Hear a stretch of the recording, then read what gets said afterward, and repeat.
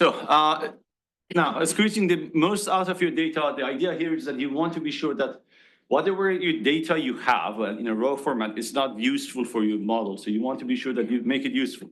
That means to extract the most important information out of that data.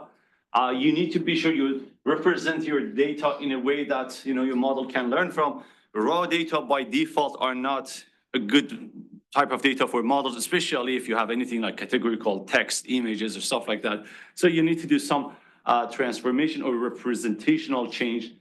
And you also need to be sure that you increase the predictive quality by either doing feature engineering or do dimensional reduction, or whatever you find is more important.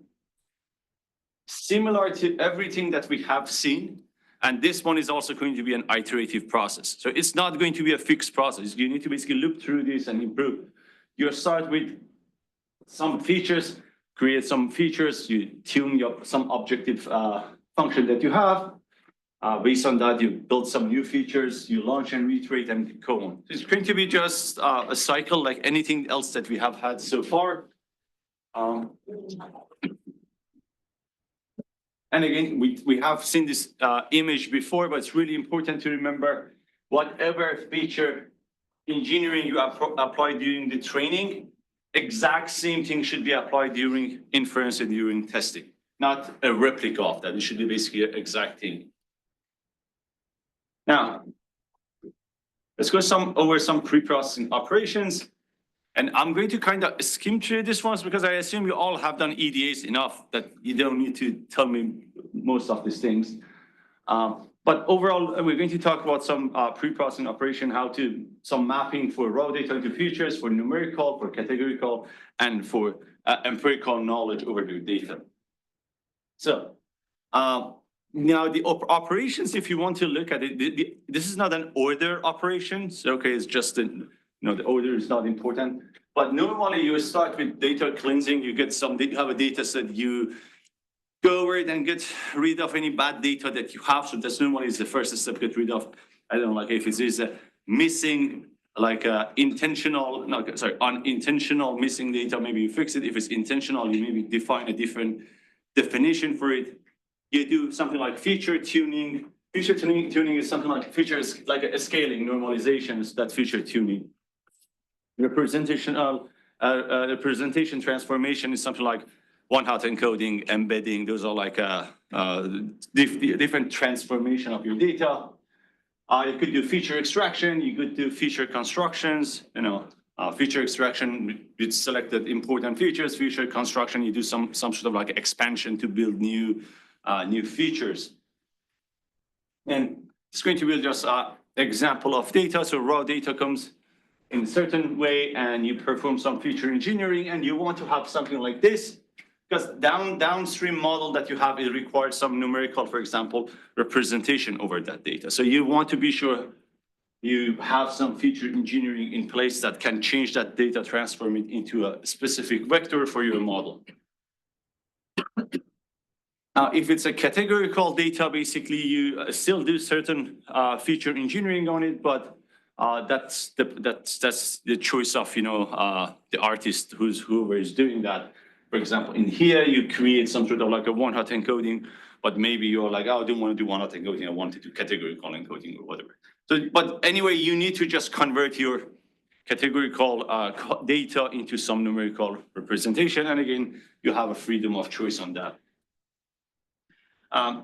Because in this class we're going to have these labs all in TensorFlow. And this is just an example of how you can use TensorFlow to do those feature engineering. So this is directly using the TensorFlow library. But what we do in the labs is going to be, there's a different library, not TensorFlow, it's called TensorFlow Transform, TFT.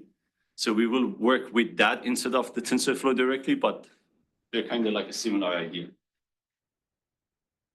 Now, empirical knowledge over your data. For example, if you're dealing with text, you want to maybe do a stemming, lemmatization, TF-IDF, embedding. That's kind of like that's empirical knowledge over the data. If you're dealing with the images from clipping, resizing, cropping, blurring, canary filters, all those basically techniques can help you to extract some information over your data. Okay, so this becomes like an empirical knowledge over your data. And again, overall, this whole idea is that you have set of data, raw data, you want to convert it to some proper numerical representation for whatever model that you have. Now, let's go over some of the feature engineering techniques that we start with feature scaling, some normalization, standardization, bucketizing, or binding, and then we talk about some additional techniques. Let's just start with the for like scaling, normalizing, and standardization. So if you have numerical features as part of tuning your data, it's always recommended to be sure that you kind of standardize those data to be sure to ensure that all your data have within a certain range, and that has proven that it will basically helps the neural networks, or basically helps your model to converge to a better result and converge faster, because the range of the data, it's not varying too much.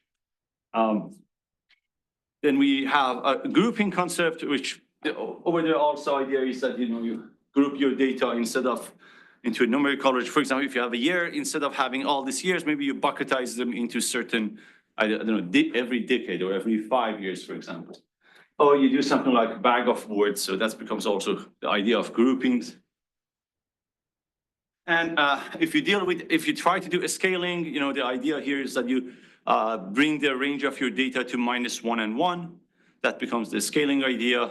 And here you just do data point minus mean divided by mean. And if you do normalization, basically it changed the range to 0 and 1, that x minus the mean divided by the range. If you do, and also this is the normalization impact. If you do a standardization, you do x minus mu divided by standard deviation.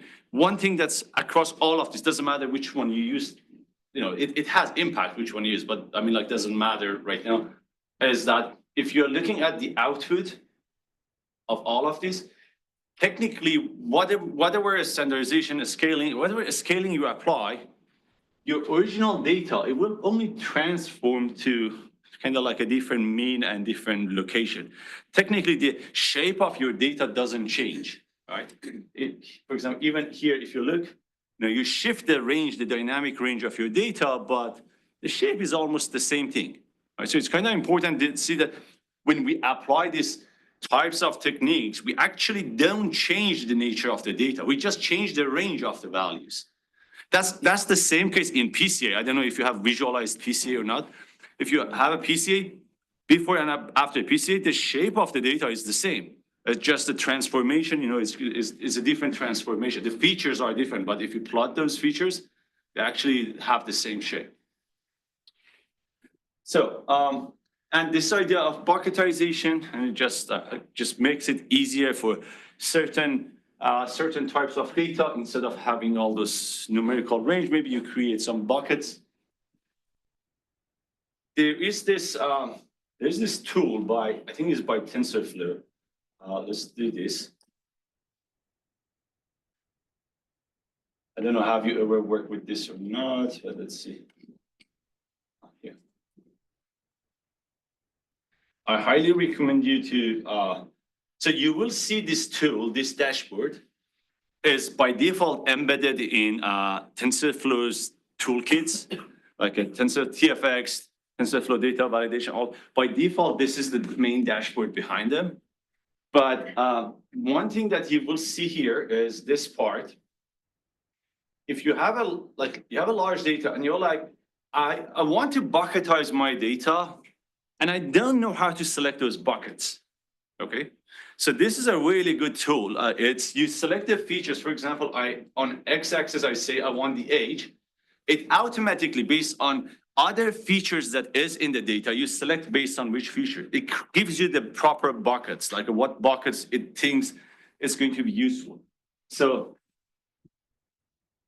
I highly recommend to play around with it. You can also select, for example, another one. Here you have 2 columns, basically. You have age and you have capital loss and color by occupation and labeled by education. So it comes up with these buckets for you, and you can individually verify the data point. So if you click on one data point, on the right, it will give you the information of that data point. So it's a pretty useful tool if you are trying to understand and see that if you can, like, overall it has other features, but if you want to do for bucketization and binning, it's a pretty useful tool if you don't know where to start. Okay, if you have a domain knowledge yourself, then you can use your domain knowledge. But if you don't have a domain knowledge, it's a really good tool to play around with.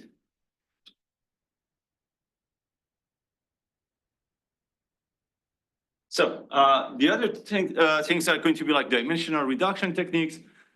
For example, we have talked about that there's a PCA, which I'm sure you're all aware of. And the whole idea of PCA is that you enforce your data from general access to go some basically orthogonal components or access, new access that you define. It's kind of like an access rotation technique. And there's something like T-distributed stochastic neighborhood, or TSNE. Anyone knows what's TSNE? You haven't heard? TSNE? So let's say you have data Y. So let's say you have this data set Y1 all the way through Y. And Y is not a label because it's in dimensional reduction is unsupervised. So X, Y doesn't matter. It just there's no label here. And you're interested to go to like a lower dimension. So you can normally use PCA for something like this. The problem with PCA is that it's kind of give you a global shape of the new data. It's more like a global neighboring. It doesn't keep the local neighboring of the data. That means the way that the data being transformed is that in general, it looks like the same thing. But if you go more granular in a local neighborhood, it's actually the data is not going to remain the same thing. Who knows what's the other main drawback of PCA? We cannot use the actual columns. That's a good one. What else? Cannot justify how. I mean, that's kind of similar idea, right? But it has a drawback. There's one big limitation it has. Linear transformation. That could be drawback, could not be drawback, right? The new data is completely different from the original ones. So that just comes back to exactly what this two said. Yes. Try to reduce the dimensions in PC and you discard a few features, you lose out on some amount of information. I mean, you lose some information, that's correct. But that's so that these are all correct. Losing information in PCA, it's decision that we make. We assume that like whatever is left over we don't want based on some dimension we select, it's a noise or it's like a bad data, unwanted data.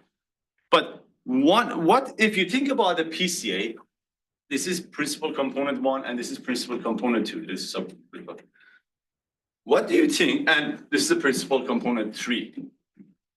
Based on the 3 principal components, what do you think is the like a limitation challenge that PCA has? It's about how PCA finds those principal components. Linearity. So it's not the drawback what I'm trying to say. It's restricted to direction always perpendicular. Perpendicular, but we want to be perpendicular. So 90% of the data is variance is captured by only one of the principal components. so how do you say that in a better way? PCA is not fair with respect to components. First principal components PCA is the strongest across the rest. If you find this one, the only way you can put the second one is perpendicular. There's no other option. So it doesn't matter if this is going to be good or not, because that's the only place it can go. The third one, same scenario. So first one is going to be really strong because it defines the rest of the mapping and so on. So as you go down through these principal components, they become less powerful and less powerful. That's why, as your friends say here, the first one normally most of the time has lots of lot percentage of variance explained by that. So it's not fair with respect to components. That's really like a strong drawback that PCA has. Now, when you go to a technique like TSNE, on the other end, we say, we have this data and we want to basically go to a lower dimension. So the idea will be that if you use PCA, you lose this local, every point, if you think in a space, they have neighbors, right? When you do PCA, you will lose that locality, that neighboring relationship that points they have. The idea here is that in TSNE, how could we, so if you look at every point here, they have a chance of being neighbors. How? Just simply, you have let's say we have n data point. You can create this distance matrix, which is n by n, distance between every pairs. You can convert this to a probability matrix, distance divided by total of the row, right? So like we can create this probability matrix, again, n by n, and that is like this value divided by total of this row. And based on the distance of a point to so row one stands for, let's say you have this, right? Row one stands for all distances to this point. Okay. Now, if you pick every distance divided by total distances to that point, it basically gives you a probability. What's the probability of being neighbors? Right. So it's kind of like that we take that as like a probability of being neighbors, right? So if a point is basically closer to another point, and this means a higher chance of being neighbors. What we want is that if we go to a lower dimension, we keep the same probability of being neighbors. Doesn't matter how we go to a lower dimension. We want, if you're 20% possible to be my neighbors, in a lower dimension, I want to keep the same relationship. So that's basically what TSNE does. You know, it keeps some stochastic neighboring, basically, relationship among points. The idea will be that there exists some lower dimension data. This is the lower dimension. We don't know this lower dimension. We want to find it. The way that we find it is that we want to find this lower dimension somehow that this matrix P is exactly the same here also.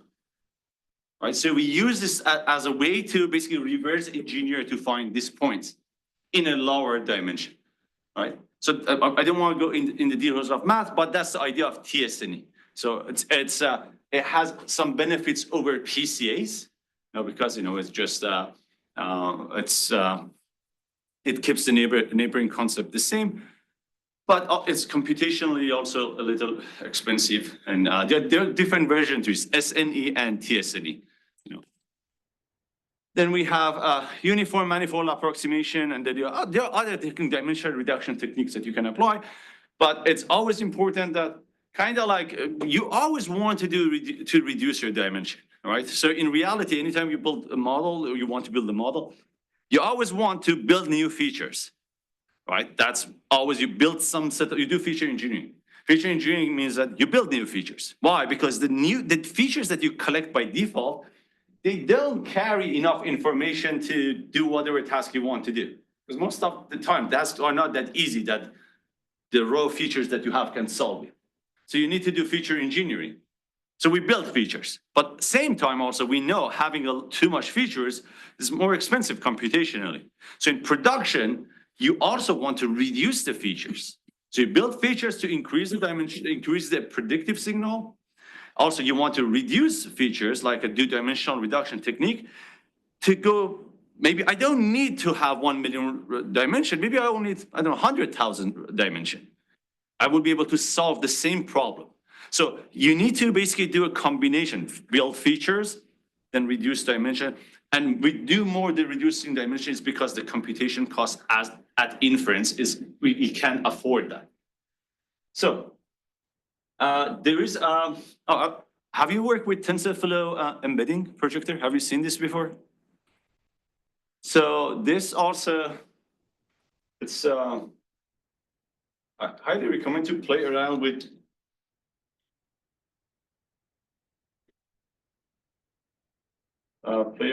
this. There's two tools, and there's another tool we're going to go work. So TensorFlow embedding projector, if this is an embedding of the data that you have, it allows you to project it in a 3D. So here, basically, this is for word to vec 10K. So this is word level. We can color it by count or gradient. We'll just leave it no color mapping. And we don't need this. So you can also load your own embedding. So if you have a pre-trained embedding, you can load it to visualize it. But what you can do here is that so on the bottom here, on the bottom left, you will see it says that this projection is happening using PCA. So you're embedding in a higher dimension, but in order to visualize it, you need to go to a lower dimension. So here we go to PCA at 3D, so we can visualize it. And then if you go hover on any point, it tells you that what's that data point, and you can see all the neighboring that it has. Then we can change this to universal mapping.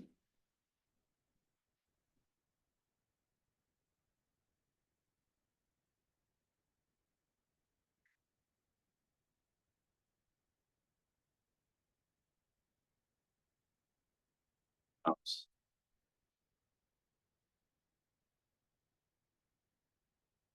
It actually does the processing at the moment. So look at the change in shape. So PCA, you see everything was kind of like on top of each other. Here you have more like 7, 5. You see all the numbers, they're actually in one corner, like they're farther away from each other. However, in PCA, you didn't see that, it's just a globe. If you go to TSNE, it's performing. You see that locality that starts to form, right?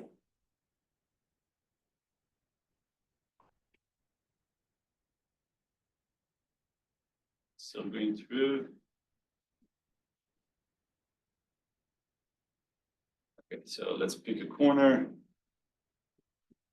Norm, space, subset, metric, Cartesian, you see? So I highly recommend you to play around to get some sense of which one is better for certain tasks. But overall, if you work with embedding, or not just embedding, if you have a higher dimension data and you want to visualize them in lower dimension, try with all these 4 techniques to get some sense of. You can do a custom. You can basically come up with your own way of to present it. But this is PCA, as you can see. Oh no, sorry. This is PCA, which is pretty. It's hard to even figure out what point, because there's no local neighborhood anymore. It's like everything is just really condensed. So, any question on this? All right. So let's go. Now we're going to start with feature crosses, and feature crosses is the same as basis expansion, or like a feature engineering, building building new features. When you cross features over each other, just build new feature out of them. That's feature crosses. So we're going to talk about feature crosses, and then we're going to go over the encoding of your features. So the idea of feature crosses is that you combine features that you currently have to build new features. For example, if you have A and B, you multiply A by times B, that becomes another features. If you have, for example, day of the week and hour, you convert it to hours of the week. That's the definition of feature cross. Same thing that you have done before, just terminology different. Then for the encoding of your features, so you're here, for example, you are trying to do some binary classification, and you're like, okay, this is pretty straightforward. I encode my features somehow that I can linearly separate those. But what if all of a sudden your data looks like something like this? Then you cannot do that non-linear basically separation. And the basic idea is that what we do is like you can create some non-linearity over your data, right? So I think I was yesterday talking in one of my classes that, let's say I have this data, right? And then you have these 2 classes, and you want to linearly separate those, right? What ideas come to your mind? Like, how would you do a linear separation here? Push to a higher dimension. push to a higher dimension. So that's a great one. So let's say, what if we go to a 3D dimension, right? So like x1, x2, x1, what they call 2x1, x2. And in this space, it's going to be something like this. So if this is on one space, this is a hyperspace, this is on one hyperspace. Right? What else? Change x1, x2. Okay. Say, Oh, change x1, x2 to what? so we transform them into another axis since it's a. So what he's trying to say is that sometimes you have domain knowledge over your data, right? So if you look at this data, what comes to your mind? What could you say about the data? One of them is class 0, the other one is class 1, yes. There's some sort of distance to the center. If we can figure out the distance to the center, then we can classify it by the radius. If you find the distance of points to the center of circle. If you find the distance of the points to the center, that could be a good way. It's like you basically find all these distances and find a line and basically separate those. Right? Probably can work. What else? Network. What was that? Neural network. Neural network. That's good. But what could you say about the data? If you just look at this data, just the data, what does it look like to you?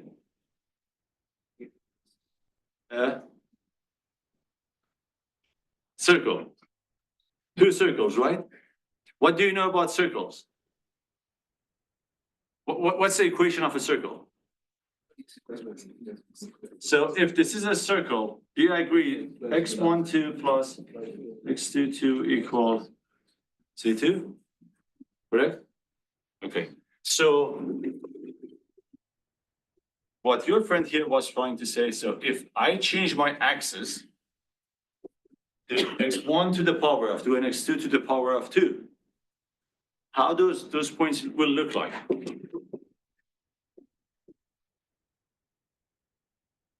Or in reverse, basically, the other one is the smaller. Correct? Every point over there is technically x12 plus x22 equal C, right? So then you find this line, right? And this line, so if this line here is x12 plus x22 equal 5, for example, and this one is x12 plus x22 equal, I don't know, 6 or 7. So this one becomes x12 plus x22 equal 5.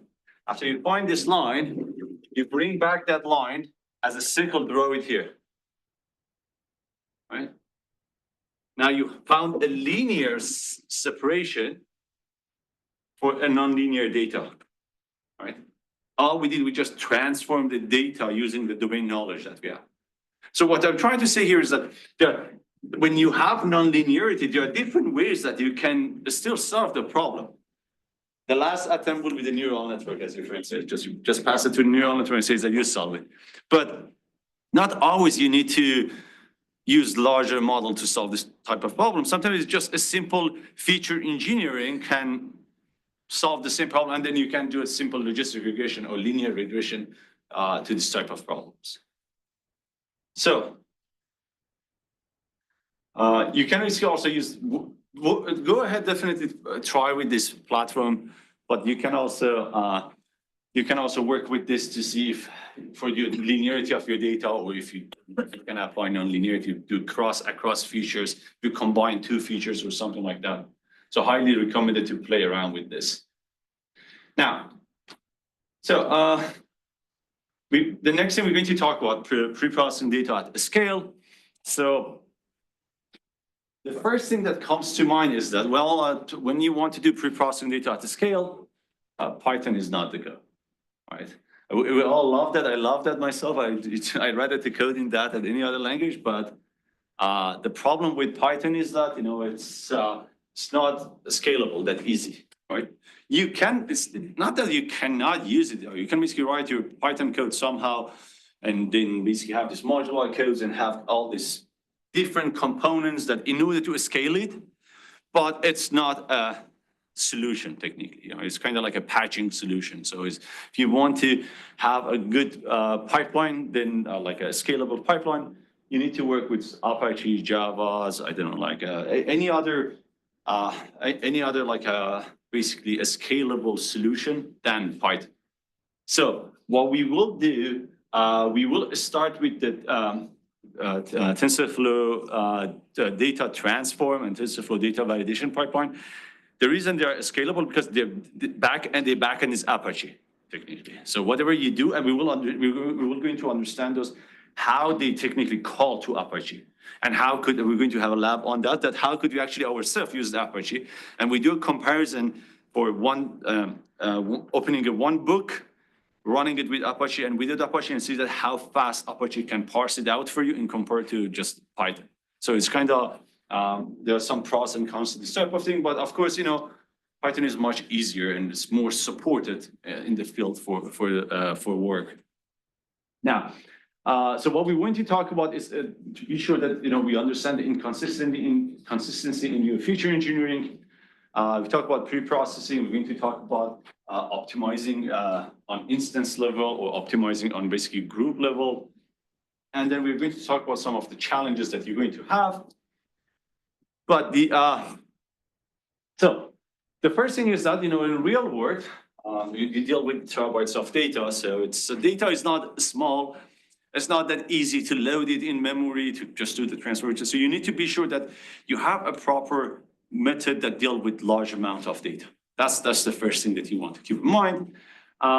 So you need to have some work with proper frameworks for this type of things. Then also you want to be sure that you still have the same consistent transformation at training and serving. Think about this. So let's say during training, and you're a Python user, I'm personally a Python user, and I'm like, okay, before I go into a really strong framework, I'm just going to do all the pre-processing in Python. So you do all those pre-processing in Python and you're like, yeah, this will work. Then you want to convert it to another language, or you give it someone else to convert it to another language. What you want to be sure that is that whatever conversion that you get in compared to the Python version that you have is consistent. Because you can easily, there are certain libraries, even for simple regex, I have that experience with that simple regex in Python. If you try to do same regex in C++ or C, you might end up with totally different results because they're based on the way that the characters are being processed, you know? So it's really important to just keep in mind, there will be inconsistency. So we need to ensure that we keep that in mind. Now, when you're also doing this basically feature engineering, you also need to remember downstream goal that you have is I have a model, this model and a pipeline for the data pre-processing. I either deploy this to a cloud or I deploy it basically to a mobile server's web. So there are different places that you end up having a model. It's not like it's always cloud. It could be a mobile deployment, the company that you work for. This could be a web deployment. So depending on all of those, that whatever data pre-processing you do, you might end up converting into a series of languages. That means you might end up with having a version of your data pre-processing in Java, version in C++, version in Python, right? And all these versions that you have definitely will end up being different from each other. You will have this like a code divergence, you know, that will happen across different languages. So because of something like that happen, easy to have training serving this queue. That means during training, you're like, oh, this works really well. But as soon as you deploy it to a certain, like a deployment environment, or it's a certain environment basically, because of the change in the transformation that you have done, you get a total different result, right? So that's really common. It's really possible to happen. And I think we talked about this before. One idea that you can do is that combine those pre-processing that you want to do as part of your model to be sure that like these neural network models that you, for example, create, it has series of layers, nodes within this graph that they are responsible for the pre-processing for you. You don't need to do the pre-processing outside of the model. You do it within the model itself. Now, when we want to talk about this pre-processing transformation that happens on the data, there are two types, instance level and full pass. Instance level is any types of transformation that you do. It just requires one data point. If I just pass an image and I can rotate this image, for example, instance level. Or like a clipping, multiplying, expanding features. Like if you have one rows, you can do feature crossing across one row, but you don't need two rows, for example. Those are instance level transformation. When you have full pass transformation, is any transformation like normalization, scaling, that you need entire data, right? Or across a batch, for example. So this types of basic transformation requires either a batched amount of data or full pass across all your data. So depending on which one of this you do, we're going to have some pros and cons. Now, if you do a full pass, the process is that it's only run once because you run it during your training and you save those information like a mean, a standard deviation, if you do during the training, you store those information. You just run it one time. And it will compute over the entire data set that you have. The cons is that, you need to reproduce the same thing during the serving. And it's also a slower iteration because you always have this source of knowledge that you call to and says that what was the mean, what was the standard deviation, I want to scale this data that as it comes through, right? So it becomes kind of like a slower transition. But what if we do that within the model itself? Rather than making a call outside, what if the model itself has those information ready? So in that scenario, it's much easier iteration. Transformation is guaranteed. That means doesn't matter where you deploy. Is the mobile, is it like, I don't know, like it was C++, Java, doesn't matter. All of those will get exact same transformation. And you don't need to do any code conversion. One piece of code, basically. Technically, it's not a code, it's just a frozen model. One frozen model, you just need a certain library to load it, okay? The cons here is that, it's more expensive. Because, those transformation, they're more expensive. This models has longer delay because it need to process the data and make a prediction.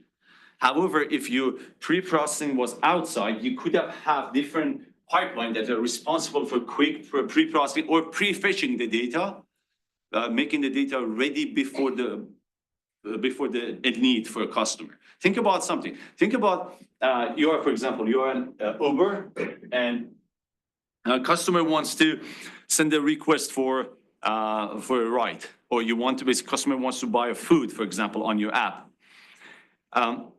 Lots of times, these types of apps, what they do, you pre-compute series of features.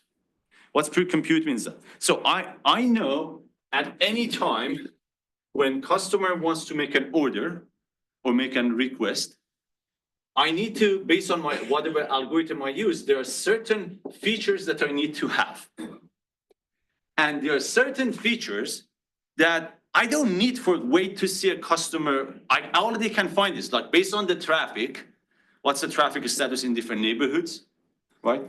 Like I could pre-compute all of this quickly, even without there's a need, right? Like, for example, if you deal with the restaurants, I could have a feature that says that waiting time, already updating it quickly for every restaurant. Right? Or how many drivers I have ready in that neighborhood. I have all those information, I pre-compute those. So when you put an order, I don't need to compute this. I already have this. I only add whatever comes from your side to the model and make a like a calculation. So if you have something like that, it's much better. But when you model, it does need to perform all of those. Then you see that the challenge, you can't pre-compute. You need to do it at the same time. So there's pros and cons to these types of model, right? So let's go now here. Then you can talk about, okay, what if we do the transformation per batch, right? So like instead of doing a full or one data at a time, what if we do per batch? So the benefit of batch transformation is that you only transform the data, scale data, normalize the data with respect to whatever information that batch has, right? So it's helpful for, it's helpful with respect to the quick updates that is. You don't need to get the information from the entire training data set. Some challenges with it, but basically is, it could be, here is a transformation per batch. It could be skewed, based on the batch that you're receiving at that moment. Now, if you do basically instance level transformation, that means one data point at the time, but it indirectly basically affects your training. Normally the problem with this type of thing is that if you do one at a time, your accelerators, your GPU, your TPU that you're renting are going to be idle for a certain period of time. So one of the things that we will see as we go in the, I think it's next class, something like that, when you want to work on building an ETL pipeline, is that you as a company, most of the companies, or you as a owner of a company, you normally don't have GPUs. You have maybe 1 or 2 or 3 for the researchers to work on, but you don't have GPUs like that, right? So when you do a cloud deployment, you rent this, right? You rent these GPUs.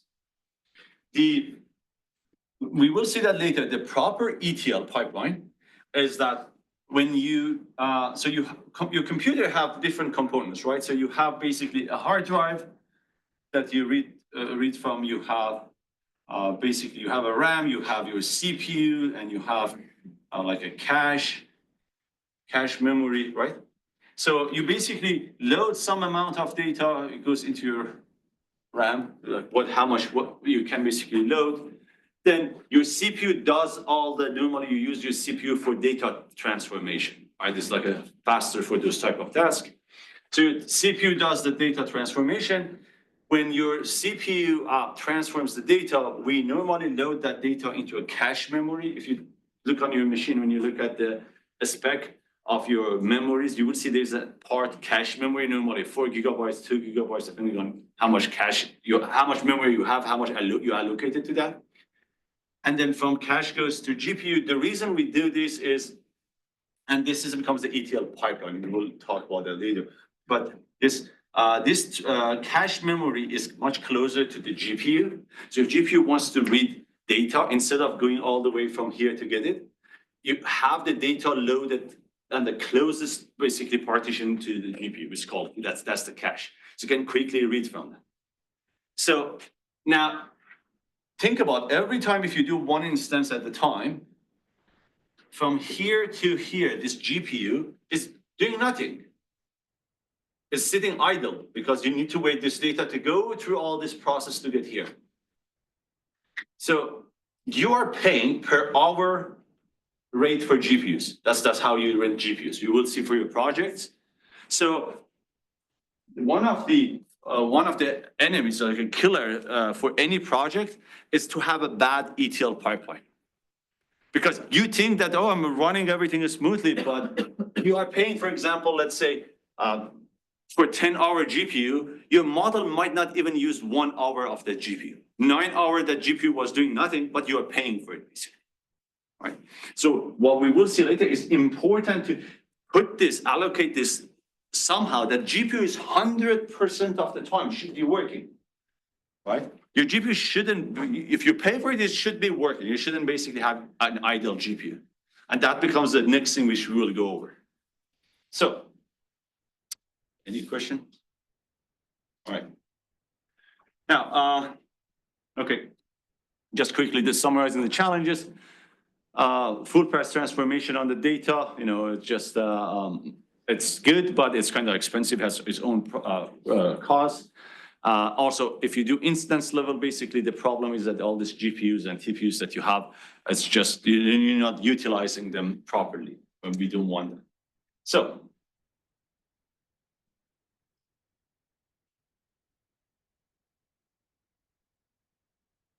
now we're going to start with TensorFlow transform. Okay, so we're going to basically go over that how TensorFlow transforms basically applies feature transformation. And we're also going to talk about something called analyzer in the TensorFlow transform.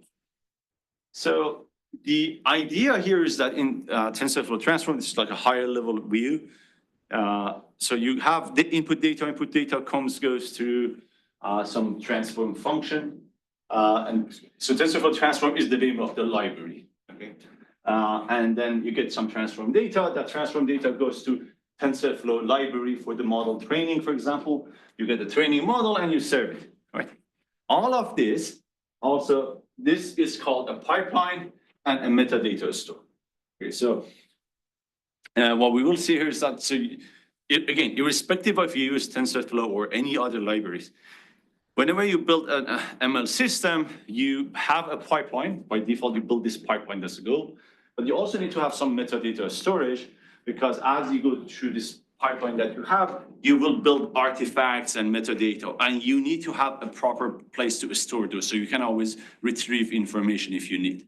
Okay, so that's the metadata storage. We will go over those later. Now, so again, TensorFlow transform. Oh, now we go one level deeper. It starts with something called example gen. Example gen is just simply a data loader. So it loads the data from whatever format it is into a proper format for TensorFlow. It's called example gen, but it's just a data loader basically. Then you do a statistic gen. Remember in the previous class we talked about that. For your product, whatever you're building, when you have the training data, you need to create a statistics. And you need to have this statistic stored somewhere from your training data. Then you create a schema. A schema is important because your data need to have a certain schema. You need to follow that schema. So that comes from your training data, and anytime new data comes, it needs to be compared with these two. And only if it's valid, and not always the case, maybe you have, we will see that there are levels that you can adjust that rule. But if only it's valid, then you send it to a transform and then it goes to the rest of the pipeline. If it doesn't pass that validation test, you might just mark it as anomaly and create a alert or frequency count that I saw 10 anomaly today. I saw 100 anomaly this month. And when you reach to a certain level of anomaly, then you know that there's something has changed about the data that you have, because keep seeing more anomalies basically. Now, we go one level deeper, okay? And what's happening in basically, like in transform, if you look at it. So this is such a layout of the transform, basically function in TF transform. Again, there is a example gen, a schema gen gives you a schema, example gen gives you the data. So on the arrow tells you what it gives you. You have this transform. Transform is whatever code you use. So TensorFlow transform, basically what it does, it applies some transformation that you have to the data. And the important part is that what you get as an output from this library is not just the transform data. It's going to be a transform graph. That's the important part, okay? So think about I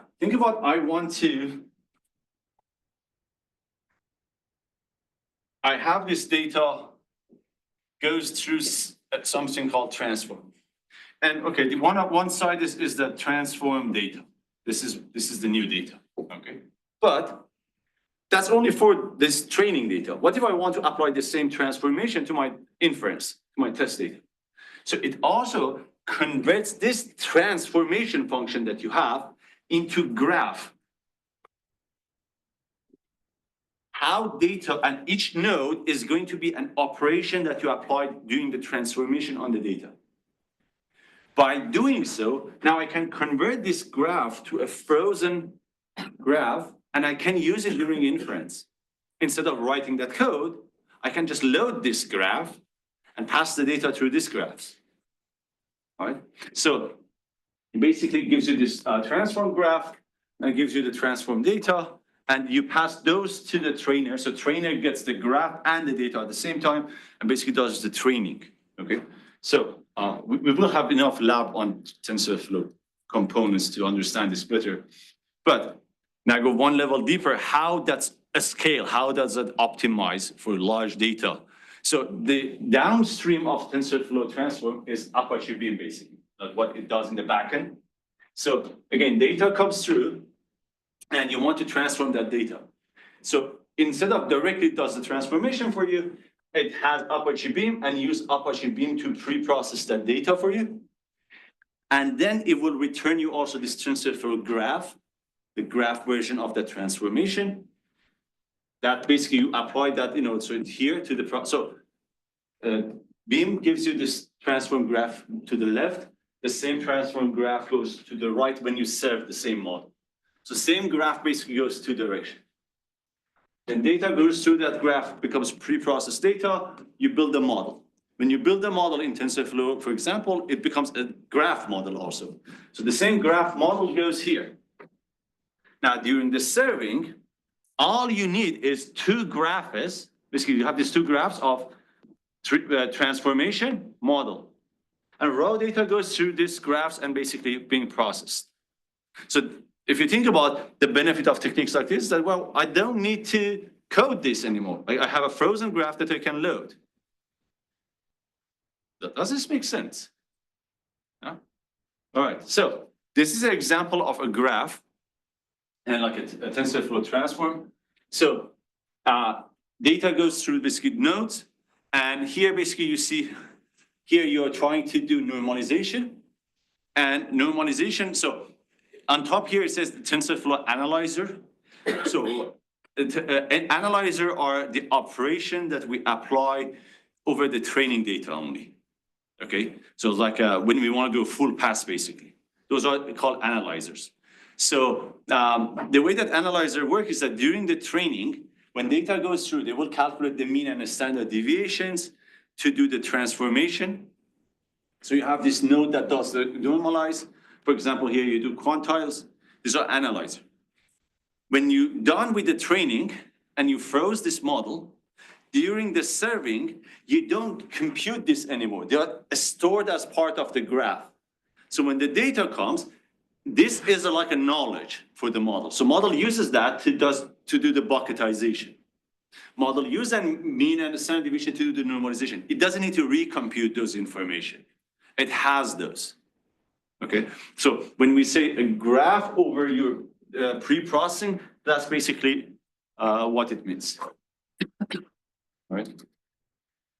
So basically you apply the same thing during training and during serving, exact same graph basically. Okay. Now, again, quickly, just benefits of techniques like this. And again, this is just one technique. It's just a TensorFlow technique. It doesn't need to be the best one. Basically, the graph contains all the transformation that you need. You only focus on data pre-processing while you're building it, not when you're serving. You don't need to deal with all this transformation, code change and stuff like that. It basically works in line during training and serving, same thing, and is consistent across between deployment and development. You get consistent result. So these are types of analyzer. Analyzer, again, remember, is the one that you apply during training, and they store the information for you. Scaling, for example, scale is bucketizing. These are the functions that you can use.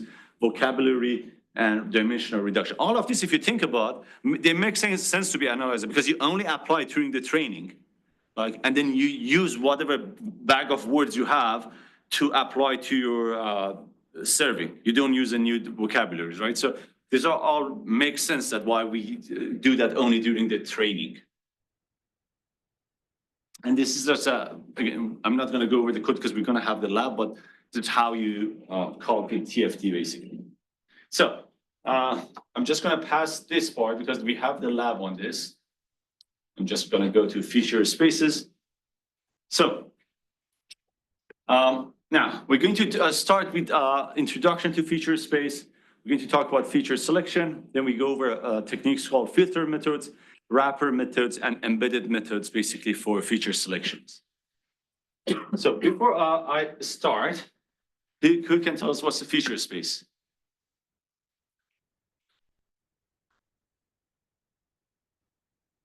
What do you think is a feature space?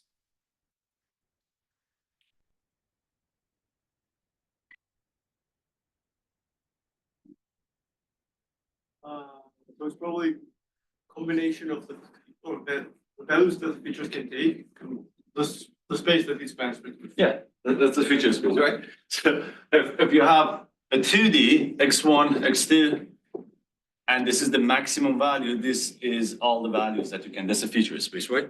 If you go to 3D, it becomes a cubic, right? And so on. So that's the feature space, that the space that your feature basically will cover, that becomes your feature space. And it's just again the example here. And then the higher the dimension, the higher the space, as you can see.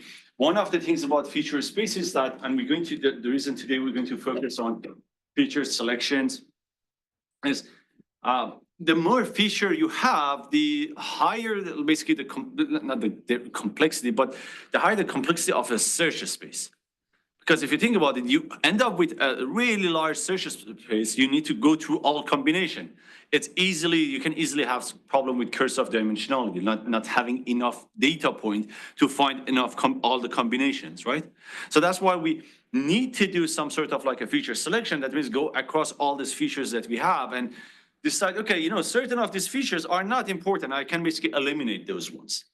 So that's the idea here we want to talk about. It's just the same thing. Yeah, that's good. So you want to be sure that your feature space always has proper coverage. That means also it basically has also accounts for seasonality and trend and changes in the data during the serving. If the new data or new values were coming, basically you can account for those. And also remember that you need to do monitoring, continuous monitoring. That's how you basically succeed. That means that your pipeline need to continue for new data that comes, and if necessary, extend it to that new data. If not, basically keep track of what you saw, because maybe something that you see right now, you're like, oh, it's not useful. Maybe a year from now, you're, wow, we had that data before, right? It's good to keep track of some, not everything is technically anomaly. We label them as anomaly, but some anomalies might be really useful information for the future. So now we're going to start with feature selection. And again, the idea of feature selection is that we want, if you have all the features, our goal is to identify features that best represent the relationship of the data and get rid of features that they are not useful, basically. That will reduce the size of feature space, also reduce the resource and complexity of your model, basically. The more features that you have, the higher the compute that you end up basically having over there. So why we do features selection again? First, to reduce the storage and I/O requirement. So I/O becomes input output, the read concept, and then also to minimize the training and inference costs. So it's always recommended to be sure that you reduce the dimension, do feature selections. Now, feature selections we can do two ways: unsupervised and supervised. Who can tell us what's the supervised versus unsupervised feature selection? Basically learns how to predict those labels, and supervised doesn't really have labels. But in terms of feature selection, Try to see in unsupervised, you try to classify based on the patterns that are existing, not linear. Supervised, it's yeah, so that's correct. So in supervised, all you focus is that the relationship among features and the label. That's how you decide which features you want to keep. In unsupervised, you don't have a label. You basically look at the distribution of the data, how this data interact with respect to each other to decide which of these features you need to keep, which one you basically should drop. So again, in unsupervised, features target relationship are not considered. And we remove redundant features maybe based on the correlation. In supervised, we use feature target variable relationship basically. So when it goes to feature selection and supervised techniques, supervised, and there are three techniques: filter methods, wrapper methods, and embedded methods, basically. Okay, so let's say we will get the lab on this one, but this is just a lab of we are doing a breast cancer diagnosis, and first step is that we do this without any feature selection across all the features that we have. and you get F1 score of 95. And we want to see that if we apply different types of feature selection, what will happen basically to that F1 score. So we're going to start with filter methods. Filter methods are any methods that are correlation based, basically, like a statistical methods. So you have correlation, and then you have univariate feature selection. That's like filter methods. Now, you basically, idea of here is that when you, like for example, look at the correlation, if you have features that are correlated, highly correlated, that means they are redundant. So you basically get rid of the redundant features. There are some popular techniques that you can use for correlation analysis. One of them is Pearson correlations. The other one is like univariate feature selections. I think we have, let's see. Yeah. So let's go back here.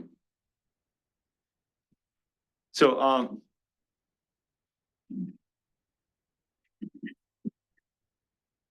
if you,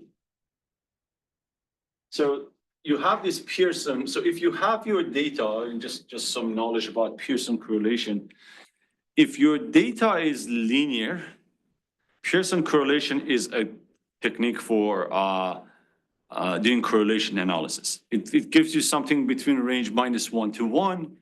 And you know, try the -1 is negative correlation, +1 is positive correlation. But you need the data need to have some sort of like a linearity in it. If you have a data that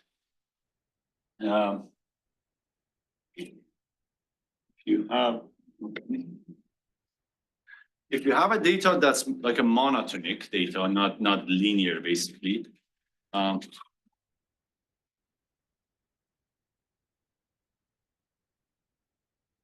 So if you have a data that's monotonic means a data that kind of like is increasing. Linear is always like increasing or decreasing. Well, monotonic is like it's still increasing, but not the same rate for every data. That's like a monotonic data. So then Pearson correlation is not a good test. For example, here you can do something like Kendall-Tau test. You can do a Spearman correlation test. Spearman. So it's like a Kendall-Tau ranking test technically. So the difference here is that if you do Kendall-Tau, so these two are basically monotonic data. If you have a small amount of data, a small data set, you do Kendall-Tau. If you have a large data set, you do a Spearman. Okay, but just remember when you look at your data, if it's linear, okay, you know, then you can do Pearson correlation. If it's monotonic, then you do Kendall-Tau, you can do a Spearman. Then you have also univariate feature selection. But the idea of filter methods is that you have this data set, you apply some basically feature selection, like if based on the correlation and stuff, like it drop some of these features. You select some subset of the best ones and you do model training and you do performance analysis. So that's the idea when you do filter methods. You apply filter over the data goes to the model, you evaluate the result of that model. And again, it's just an idea of like a correlation matrix that you get. Oh, we had this here. So yeah, so this the same thing that we just talked about. So you have Pearson, you have Kendall-Tau rank, you have a Spearman rank. And they're basically monotonic relationship, a small sample size. Then we have other technique like a mutual information. We have F-test, we have chi-square test.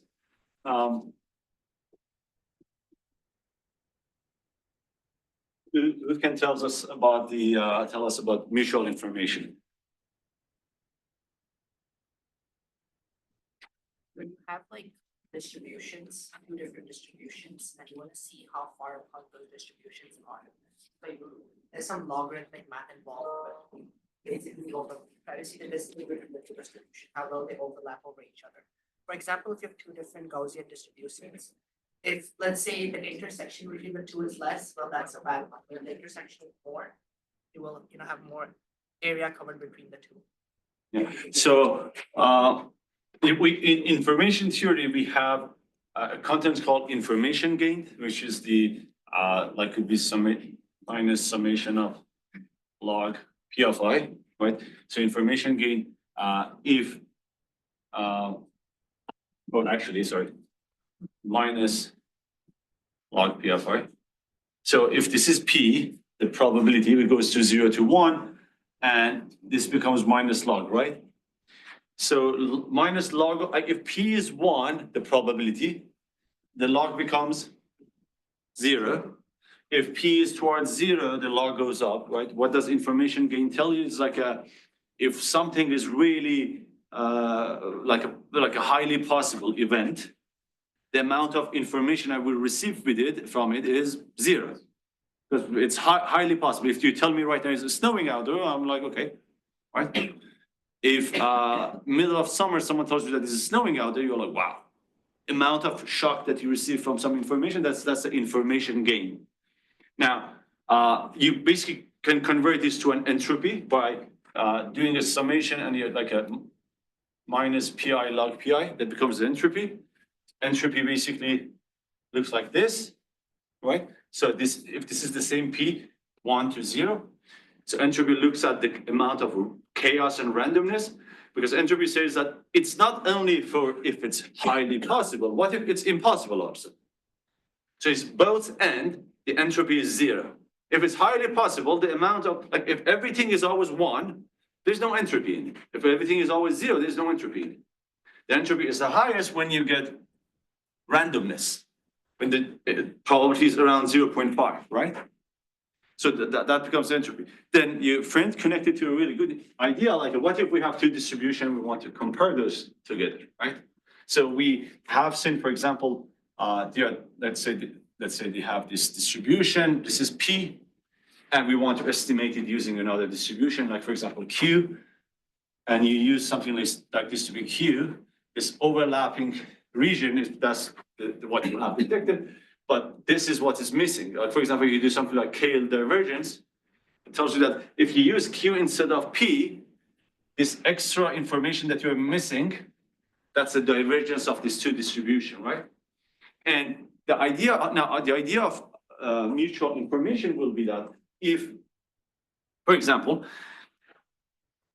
how much reduction in entropy of one event I will have if you tell me about another event.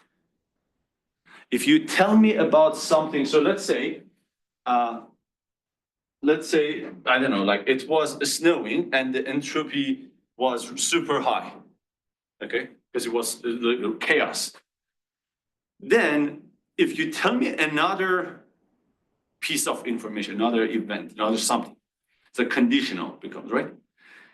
And based on that, all of a sudden I will go, oh, it's snowing. Based on that, yes. Right? This is like how much reduction in entropy of one event you will have if you have information about the other one. That's the mutual information, right? How these two features maybe have mutual information with respect to each other. So you can use that as a technique for feature selection also, right? Because if one feature impacting the decision on the other one, maybe I don't need both of those, right? Or you see what I'm trying to say? So if like they're impacting each other, so that becomes mutual. Even you can use something like entropies for feature selection. You have columns that have a high entropy or really low entropy. Sorry, low entropy from both ends towards 0, high probabilities, but the entropies are always towards 0. So it's like it's a column that always says, for example, yes, yes, yes, yes. So it's not useful for model training, right? It doesn't have much information. Then you can do something like F-test. You can do some like chi-square test. So these are like a different statistical tests that you can do for deciding if the features are important or not. Normally, the way that you decide between these tests are based on the downstream task that you do and based on the types of data that you have. If it's your data numerical or if your data is categorical, also if you do regression and if you do classification, it's kind of like a chart. You can find it probably online, but it gives you a really good idea of like if you have numerical features. I have categorical features. Then both of them, if I do regression, if I do classification, if I do regression, if I do classification.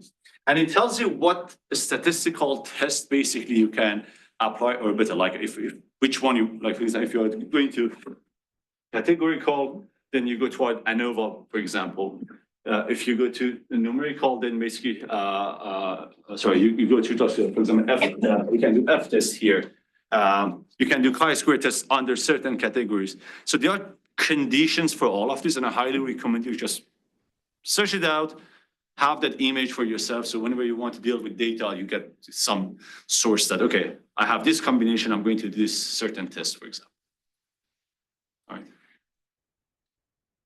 Okay, so now let's go here. So here we do some correlation test, and we drop 9 of the features based on they were correlated, and the data basically the F1 score goes up. So you see you got rid of features, you end up with also better performance on your model. Then the next one is like around univariate feature selections. So univariate feature selection, oh, I think we have those also here. Perfect. So the idea here is that you try to select which features are the best based on the task that you do, but also using series of basically a statistical test. So if you do regression and you either use F statistic for regression or you do mutual information for regression. If you do classification, you do chi-square, for example, for classification, F classic for that, and mutual information for classification. It's like a different. So you see, these are all mostly exist in a scikit-learn. So you can just look at the code, and if you want to extract the code yourself. So this is univariate feature selection. So it basically tells you that across these features, which one of them are best to keep, for example. Now, if you do univariate feature selection, we ended up with a lower F1 score. Basically, we went to 20 features, but the lower score basically went down. Okay. So the next one we're going to talk about is going to be wrapper methods. So wrapper methods is any method that is kind of like an elimination technique, adding or elimination, basically. So forward elimination, backward elimination, recursive feature elimination, those are like basically wrapper techniques. Now, the idea in wrapper techniques is that you have, if you do basically this way, so you have set of all the features, basically, you have all your features, and you select some subset of those, and you generate a model, you add something to it, generate a model, and loop through this enough that you basically get to the performance that you want, and you only keep those features that were part of this model development. Some of these features will go to the model, some they don't go to the model because they were not good. It's kind of like this loop that happens. It gets rid, so it goes over, we're going to see there are different ways to do this, but it goes over one feature, for example. It says that if I add this feature, what's the impact on the model, right? Then it says that if the impact is good, then maybe I keep it. If not, then I drop it, I don't add it. Then I go add different features, right? So depending on what we start, so we're going to start with the forward selection, and we're going to understand that better. So in forward selection is a greedy method. You start with one feature. So at first, we don't know which features. So you have, let's say I have D features. Let's say I have 10 features, right? So I basically build 10 individual models with one features, right? And I see across those 10 models, which one is better? The one which is better, that means that that's my starting features. Then I have one model with one feature. Then I add a second feature to this model, and I go over 9 features. And I basically end up with 9 models with 2 features. And I see which one is the best one, right? Then I continue basically, right? So it's kind of like basically one at a time. It's a kind of like a greedy way, add features to see, how we can have the best set of features. If you end up with this part that, adding the next features doesn't give you a good performance, then you can stop, or basically say, okay, we're done. We don't need to add more features, basically. It's greedy, so as you can see, these are slower types of techniques, and if the data set is large, that might actually becomes even more like a bottleneck, so you just need to keep this in mind. Then You have backward feature, basically elimination. And the same idea, but this time you do a reverse. You have all features and you eliminate one at a time. Okay, now the idea here is backward is that you start with all features and then you evaluate your model. Then you say, let's say I have 10 features, I built 10 models. Every model, I dropped one of the features. So I have every model with 9 features. The model that gives you the highest drop, that means you drop the best feature, you continue with that. It's kind of like a reverse. I drop the best features, now I have 9 other features. So I go again, build 9 models, dropping each feature, and I pick the model that had the highest performance drop, because that means you dropped the really good features, right? It's kind of like a reverse of the problem. And you continue until basically you don't get a proper improvement, and then you stop. And you pick those features that you dropped technically. That becomes the elimination technique. Then you have this recursive features. So probably you have seen this in scikit-learn or something like that, recursive feature elimination. But here the idea here is that, so you use something called like you basically use a technique for ranking the features. So not all the ML models give you that information. So I think for recursive feature elimination, you need to work with techniques that they give you feature importance. Because the way that it works is that you pick a model that it gives you feature importance. We're going to talk about what's feature importance. You decide what's the number of features I want to keep. Like I said, I want to keep K features, okay? So you fit a model, you rank the features by the importance, and you basically discard the ones that are less important. Then you continue. Now you have a set of new features. You build a new model with those new features, rank those, drop the one that's not important. Now you have a set of new features. You build a new model with those, rank the features and drop and basically continue. So, but you need types of model that they give you feature importance. So, think about, for example, if you do L1 norm, L2 norm type of feature, like a feature, they have a feature selection. They tell you which features are important. If you do L1 norm, it tells you, I drop this once they're not important. It gives you some sort of like a feature important. If you do decision tree random forest has a feature importance. And one way you can look at this feature importance is that if you look at the trees that you have, let's say you have tree that goes like this, 1 tree, 2 tree, and so on, right? So one way of feature importance is that if you look at a node, and let's say this node is age, right? And you're like, across all the trees that you have, how often I saw the node age, right? The number of time maybe I saw the node age, I don't know if exactly that's how it's being calculated, but number of time you need to go through the node age across all the passes. That tells you that how important is that feature for you to do the calculation, right? So that could be a way of where you finding feature importance, but overall, I think you need models that have a way of telling you how important are the features. There are certain models, they don't have that information, right? You can look at the thetas, but if it's something linear, theta of positive that means more important.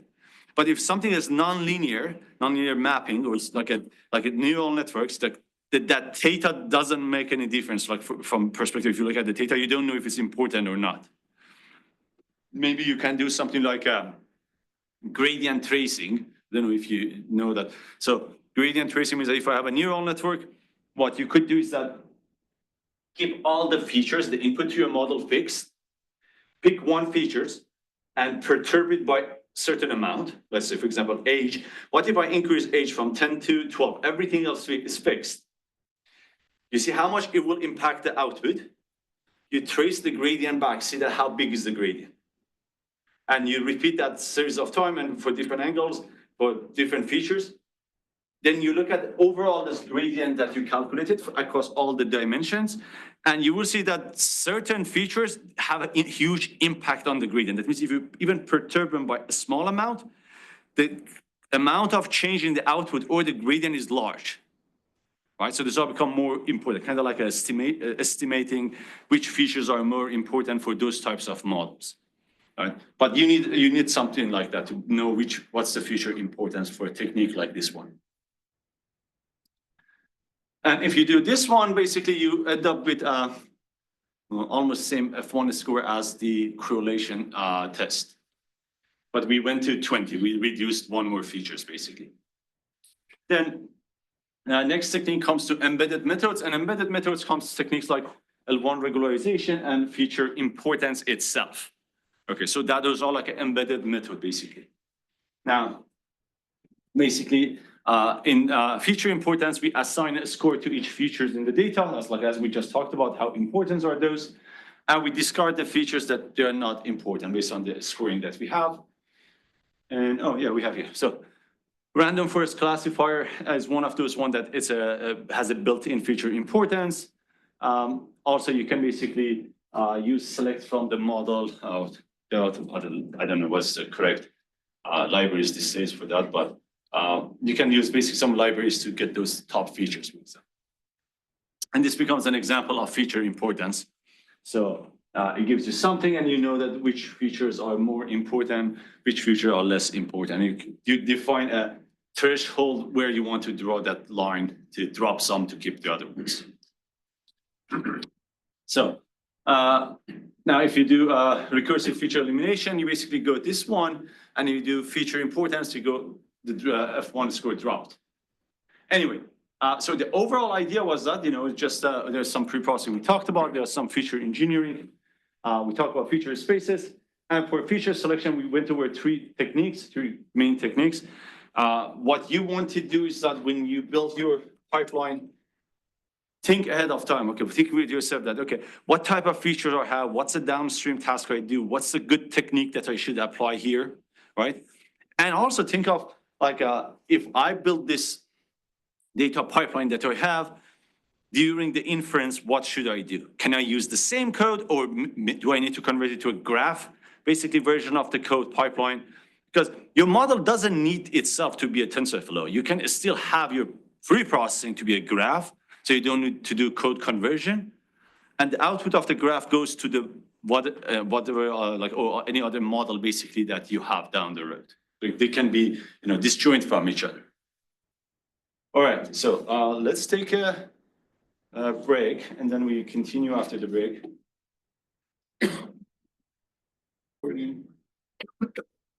It's going to be a lab on data version control, DVC.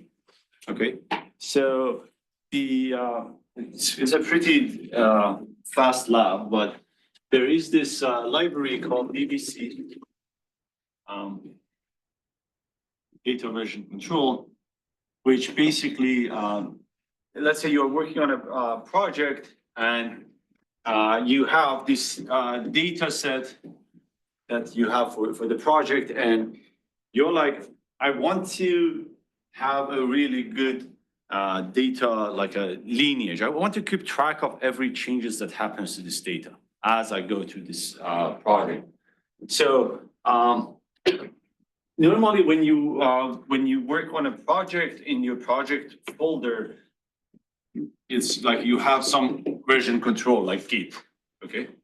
So you will basically install DVC, and it's similar to Git. When you start a Git, you do Git init, then initialize in that folder, you do DVC in it, but by default, DVC asks you that to, normally it gives you also the option to disable that, but if you don't have Git, it tells you that, hey, you need to have a Git before getting the DVC. So if you saw an error like that, it gives you an option to disable it, but it itself recommends you to first have Git and then do DVC.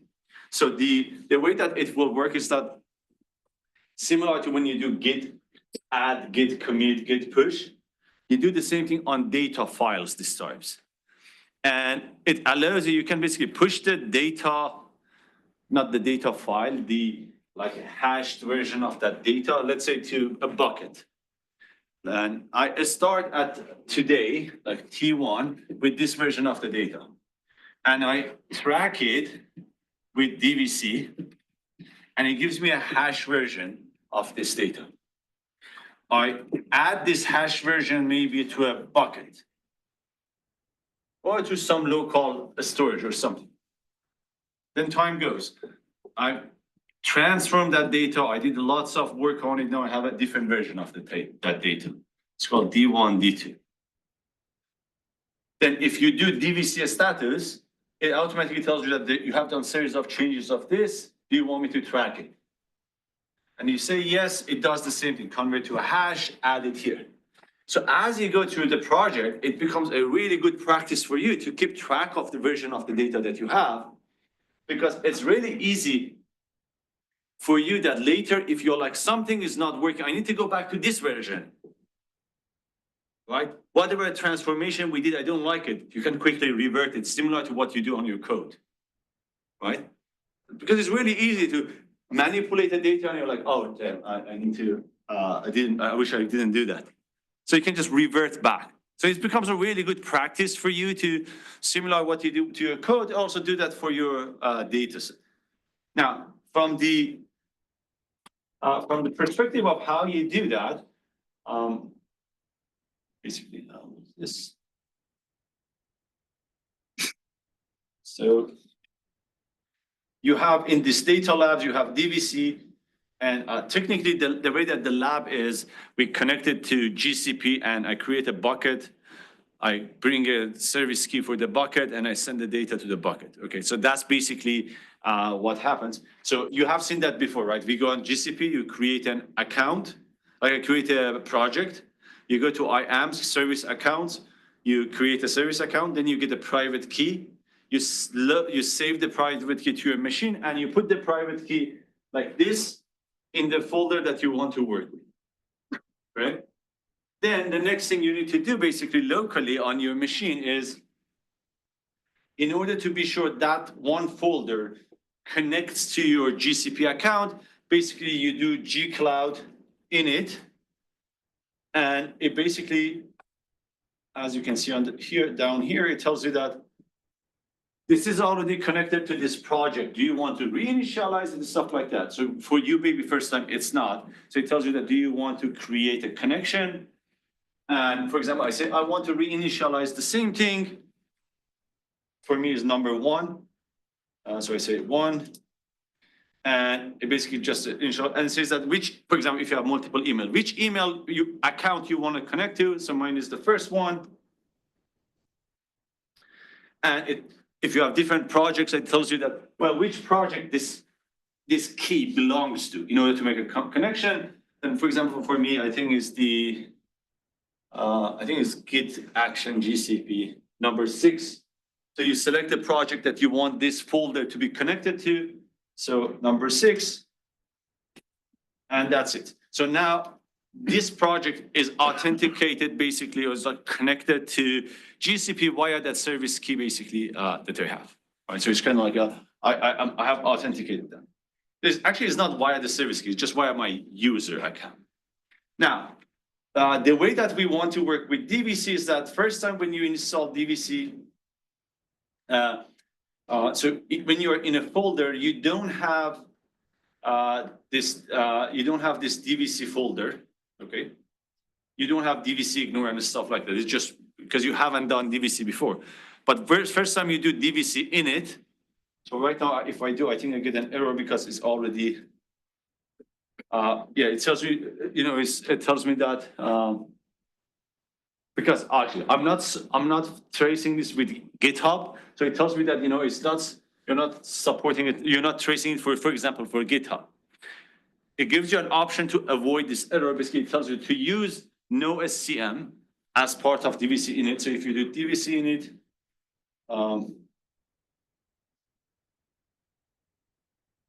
right, and then give me an error. Why? Because it tells me that this already exists.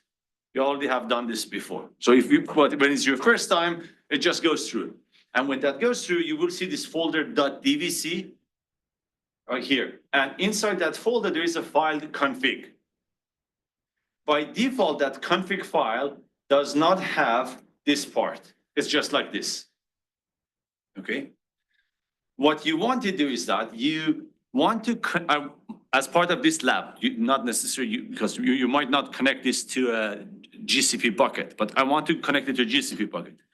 So all you need to do is that, basically create these connections. So in order to create this connection, you can basically do, where's the code? Yeah, so actually first time, yeah, DVC, yeah. DVC remote add. All right, you can just directly add it over there, but just to see the code. DVC remote, because that's a remote, that line that you're adding. Add, I'm going to add, this is the name of my drive that I'm adding. I'm going to call it my remote, or you can call it whatever. And the address to that my remote. And remember this address you got from your, when you create a bucket, if you go to configuration, that's the address to the bucket, right? So, do you remember that when we create a bucket on GCP, you can go to configuration on the bucket and you see an address to that bucket. Always start with GS. So that's the address to the bucket. So when you do this, it will add it there. Then you can do the git modify, and then you add the next line. So next thing you need is to pass that credential file. That's private key. So you basically add a key here, credential pass, and the pass to that key on your machine, on your local machine. So if you have that added to this config file, okay, then your DVC is if I do DVC status, it's DVC status. Basically, it says that data is up to date, right? Now, let's say I want to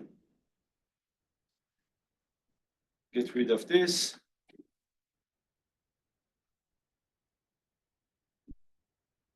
So I'll basically say that DVC add data. So I added this data to DVC to track it for me. Then I do DVC status. See, everything is up to date. So if I do DVC push, it pushed the file to the bucket, like a hashed version of it. And the hashed version you can see here. See, this is the hashed version of the file. This was the file. This is the hash version. Now, if I go and change the file and I say that this is a new data, okay? And I do on DVC, basically I say DVC status. It tells me that you have one file that was modified, basically. So you can do DVC push. Actually, sorry. DVC add. Because you add that new thing, you basically add it again. And DVC push. And file was pushed to the code. So you see, you keep track of every version of the data along the way that you go. And every time now, if you basically, you can do DVC pull and you can get the data. So you do DVC pull, basically similar to git pull. It's really a similar command basically. And basically it gets the data, yes. DVC works very similar to Git, but why are we using DVC instead of Git here? Like what like sets it up? So Git is good for code version control, right? This is a data version control. Like Git, when you have a file on Git, it doesn't, if you change the data file, right? It basically, like, let's say I have a file that is like I changed something about it. So Git basically tells you that there is a change in this file, right? So you submit it and maybe send it to GitHub. But what if I want to know what was changed, or what if I want to correctly reverse back? Or what if the files are large? Git is really bad for large file, for the push, right? So you just quickly will break, not, if your company that you're working has like a Git large file systems, then you can work with something like that. That's similar story basically. But DVC is just an alternative version. It's a free alternative version. Like a Git large file system is not free. DVC is free. However, DVC doesn't give you the storage. Git charges you for the storage. That's the idea.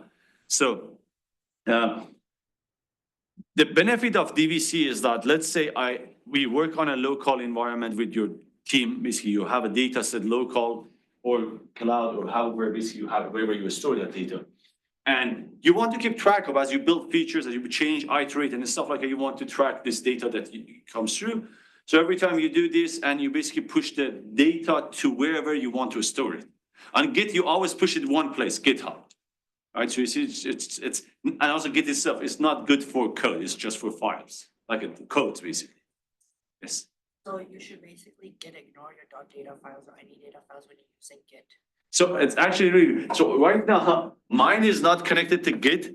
DVC itself gives you that. So when you run DVC for the first time on your machine, within a folder that has GitHub, when you do DVC add, the next line, it tells you that run this line so that file won't be added to your GitHub.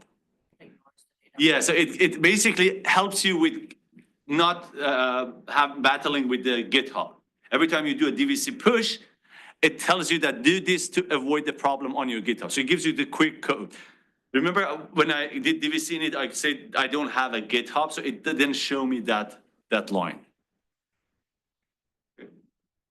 Any question on that? So that's all DVC. I highly recommend you as a practice for your project, do it locally.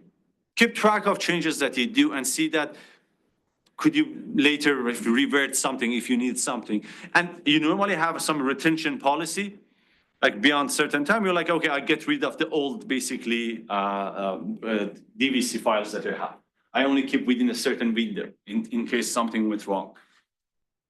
So you have to do it only manually, you cannot automate.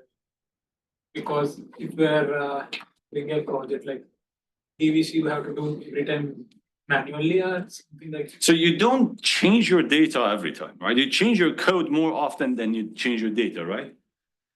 Changing a data normally comes from some manipulation that you do. And during the building, you do that like maybe some couple of times. So you keep track of those changes, then you normally focus on code. Like I'm not talking about data pipeline, the data file change. Data pipeline change is a code change, becomes GitHub's like an issue, right? But the data file, the actual data file, you want to keep track of it. Yes, it's a manual. Even GitHub is a manual process. It doesn't automatically push merge for you. Like you need to do that. You need to initiate that. Quickly process your data and you want to do DVC for the if we have multiple data. Yes, you need to, if you want to use DVC. Remember one thing about DVC, don't send your DVC, if your data is large, don't send it to bucket. Because it takes a long time to transfer this large amount of file to bucket. You don't want to do that to a local environment, local storage. Like you don't, because DVC technically still creates a hashed version of that data for later and you store it. Right, so if your large data is large gigabytes, and every time you want to send a gigabyte to a hashed version of a gigabyte to the cloud, you know that's transaction is kind of like expensive. Even when you want to pull it back, it's going to be difficult, right? Based on the bandwidth data that you have. So normally do that locally, probably in a local storage, if your data is large.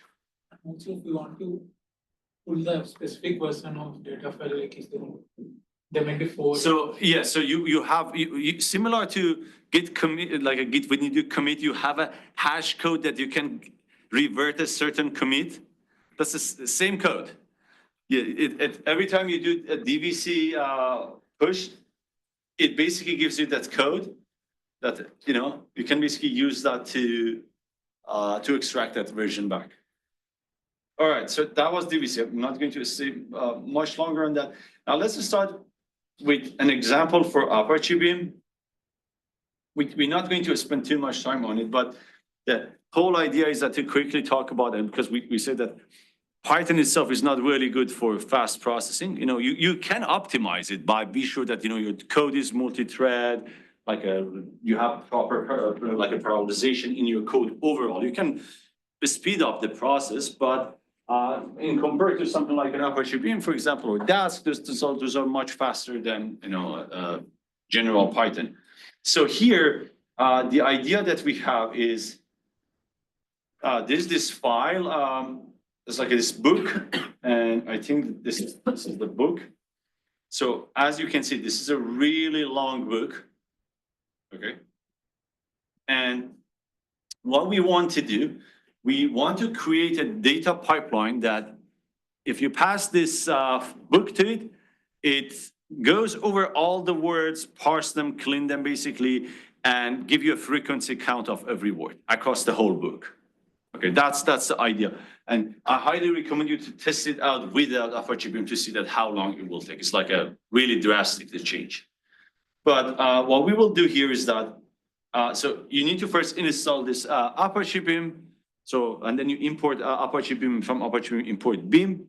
And we have this data and we want to write the data in this address. So the way that you're going to work with Apache Beam is that similar to other libraries probably you have seen with this as that, it's kind of starting in this context. So we say that with Beam pipeline as a pipeline, so any code that you run within this is like a grouping idea. So whenever you open something like that, it's kind of like grouping. That is, everything that runs here will be grouped by that pipeline. That's the idea here. So you start with beam.pipeline as pipeline. Now we want to do a word count. So have you, I think I asked before, but if you work with something like R, and R is like one of the things R had was really cool was this function of like a chain rules that you could have used this. And the way that it works is that, let's say I have a data and I want to do a series of transformation on that data. So in general Python, if this is your data, you apply it to a function over this data and you get data prime. Yes. Different between a stream and A stream and a beam? a stream. I'm not sure about that. No, I won't be a good person to answer that question. But it's Java stream, right? Yeah, I have not done anything with that, sorry. So in general Python, you pass the data to this function, you get d prime, then you pass the d prime to another function and so on. You sequentially process the data as you go through the data, right? So you just keep writing the data back on itself and processing. When you do this type of chain rule, you start with the data and you apply function. Function. So you don't need to rewrite back the data on itself. It just sequentially, like a chain rule, the data goes through. Right? You see, so you don't do this operation of writing it back, passing the other one here, and so on, so on. It's just everything sequentially goes through. So Apache Beam here also it has this same idea. So here we start with the pipeline because that's the pipeline that's going to run for us. And then so this chain rule basically in, so this, you see here we have forward. So this will read line will run this. And it's like an and, right? So we're going to start with pipeline. The first thing we want to do, we want to open a book and read one line at a time, right? So we call this, we want to read line, and it's going to use the beam.io input, beam.input output, read from text, right? So it's just one of the beam's function, and you pass the input patterns. So input patterns we have defined up here. Here. So input patterns basically is the address to the data technically. You're saying that in the data folder, a star means any file that you find over there. So we basically say is that to read the data from the text. Next, we read that data, we want to do find words. We want to just go over all the words in that file to just find them all. So you do and, we want to find the words, beam.flatMap, okay? So, and flat map is, there are two things you will see here, flat map and map. Flat map is when anytime you want to apply function to one item at a time. Like similar in pandas when you do apply one row at a time. So that's the idea. So you do flat map. So you write the same lambda function. So lambda, I want to find only words, nothing special character, nothing numerical, nothing like that, right? So, and then you go to the next line. We want to do a frequency count over the words. The simplest scenario is that for every word, just write word one, like A1, B1. Just create a parenthesis, like a pair of a word and a number one. So that's basically what we do here. Pair every word with the number one. And in order to do that, beam.map, because you don't need line by line, just across all of this. So map is basically does it for all of this. Beam.map using lambda, just put the word and a one, right? Does that make sense? We just create this. Word one, one, word two, one, and so on. Now you have this large bucket list of every word and a one, right? So the next thing we want to do is that just do a count across keys. The keys are the words, right? So if word one repeats word one and one twice, then I will get word one, two. Because it repeated twice. That's what I want to do. So in order to do that, we want to do grouping and summing. It has a function combined per key, and the key is going to be the words. And what type of combination do you want? I want summation. Right? These are functions that Apache has. So it's kind of like you play around with Apache, you just see a list of all the functions that it has. So that will basically create this variable for us, word count. Okay. Now we want to write that back to the hard drive, like as an answer. So we start with the word count here, and then we format the result. The first thing is that in order to write it back to the hard drive, you need to convert all the numbers to string. So basically you say beam.map to map any number to a string. Because you have this word count. Every word has the word itself and the count. So you change that count to a string, so you can write it to a hard drive as a string. And then we write the result, beam.io write to text, the output. So this will basically to output address. It will write the result back to the hard drive. So if you run this,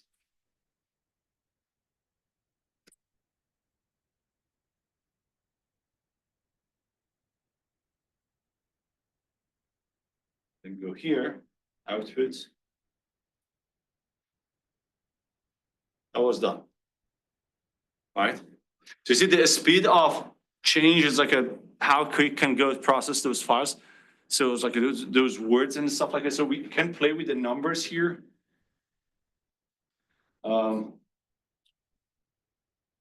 This is the head part. So let's just put this. We increase the number, and again, done. So it's pretty fast, and I highly recommend you do the same thing. Write a loop in Python, basically write whatever function that you want, just run it and compare the time. It's just like 10 times worse, basically. Right, so that's why it's like Python is not a really good language for this type of things. Now, so that's the overall idea of Apache. What we're going to go over, we're going to go to the TensorFlow data, the TFDV, and this basically in the background, they use Apache for doing all those processes. Basically, they make it much faster. So we're going to start with TFDV. So let me close this. So the idea is one of your friends at the beginning of the class asked that, I want to create my data pipeline. How should I approach the problem? Okay. And we want to basically look at that right now. So this is going to be what you need to build. This should be the idea that you have at the beginning of your data pipeline, not the transformation. This is just the early part. That for any training, whenever you have a data, you need to build a baseline statistic and a schema. And you need to carry that. You have a function like this. If you use TensorFlow, if you don't use TensorFlow, either way, you need to create a schema, create a statistic. You need to have a function that does anomaly detection for you. That means anytime new data comes, compares that schema and statistics of the new data with the schema and the statistic of your training data. If it deviates, it creates an alert. If you use TensorFlow, it doesn't. Either way, you need to do something like that for your data pipeline. You know, you need to have a system in place that matches the schema and the statistic of your training data and your inference data. And if it does not match, it should create an alert.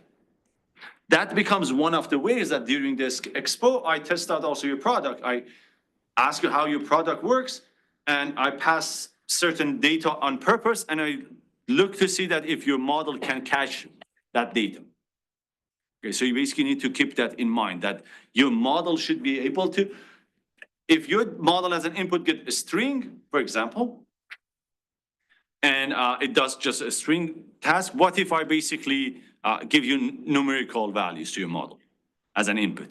If your model gets a numerical value, what if I give, like gets integer, what if I give float digit? Your model should be able to detect those. Because your pipeline should be able, because that's a data that's a data deviation, like and if you keep seeing those type of deviations, those type of drifts, that either means that you're totally touching a new data source, or your data is changing. Your customer is like a different customer right now. You have a skews, you have a slow drift. That's how you can monitor those. Okay. Yes.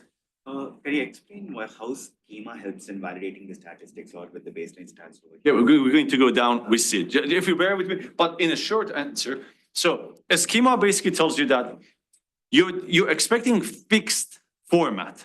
I want consistency across the data that comes to my pipeline. Consistency means that I only accept these columns to be integer. Should not be anything outside of integer. And all of a sudden, let's say customer, instead of integer, puts this instead of 0, right?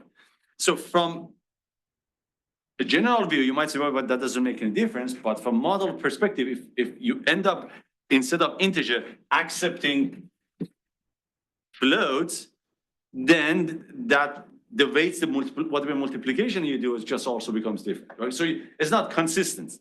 Then the other thing could be, what if, like if you think about from the concept of categorical features, so I'm accepting as this column is categorical, and I have 10 unique values for this category. Then all of a sudden I receive 11 and 12. I never saw those categories. Should I accept those? If you accept it, that means you need, in your one-hot encoding, for example, you add 2 additional columns. You see? So a schema becomes to ensure a proper formatting. A statistic is to ensure proper data distribution, same data distribution. So one is for consistency of the format, the other one is for consistency of a data source. Like I want same, like if my age distribution used to be 18 to 40, now all of a sudden it's like 16 to 60, right? So that's not consistent from distribution perspective. So, okay, so the way that you want to do is that, so first, if you are planning to work with the TensorFlow, okay, but if not, whatever you learn here, just write it in Python for your own code. Just you need some sort of like a validation. You basically install the TensorFlow data validation, imported the TFDV, and the rest of it basically doesn't matter except for this line. So you might see this more often as we go through not only TensorFlow codes, but as we go through the rest of this additional labs that we will have later in MLMD and stuff like that. We will work a lot with prototypes. And this, anyone knows what's a prototype? Huh? So this, on Google, if I'm not wrong, Google has created this, right.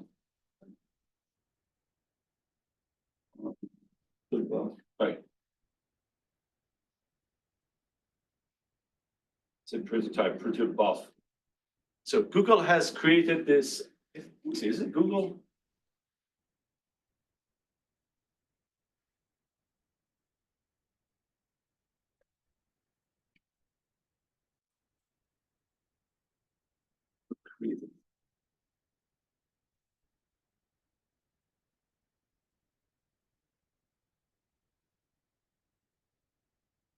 Yeah, Google, that's correct. So, let's me just share the screen, just want to be sure it was Google. So it's protocol, it's like a protocol buffer, so we used to work with JSON, like you know, for, as you have key values and stuff like that. The problem with those are like, they were like kind of like expensive, you know, it's just from the if you try to transfer lots of data. So this protocol buffers basically, they work similar, it's kind of like a really similar to YAMLs, and there's just JSONs that you have, see they have key values basically. But the overall format is a little different. And as we go through the labs, especially all the labs with TensorFlow, you will see that the main language for code, data, so data always will be converted from whatever format to protobuf format. So you see that's a consistent data format goes between. So what they do basically, instead of, so let's say what's gonna happen. So there are different libraries across different part of your project. You want them to work together. One is for data, one is for model and everything. Instead of every time convert the data across this to map to to be able to work with the previous data, all of those will follow one consistent format, protobuf. So all of them will convert the data into one format, so the next one can ingest that data and pass it to the next one. So it's like for consistency. And also again, from the perspective, it's much cheaper to basically do protobuf in compared to JSON and stuff like that. So again, you will see this more, but here basically what we do from TensorFlow metadata, proto version 0, we get a schema protobuf version 2, okay? And those are just side data, so we just, but anyway, so the next thing we want to do here is that, so there is a data set, we basically going to load this data, we convert it to train, test, validation, and this is basically how the data looks like. It has label at the end on the right, or just a table basically.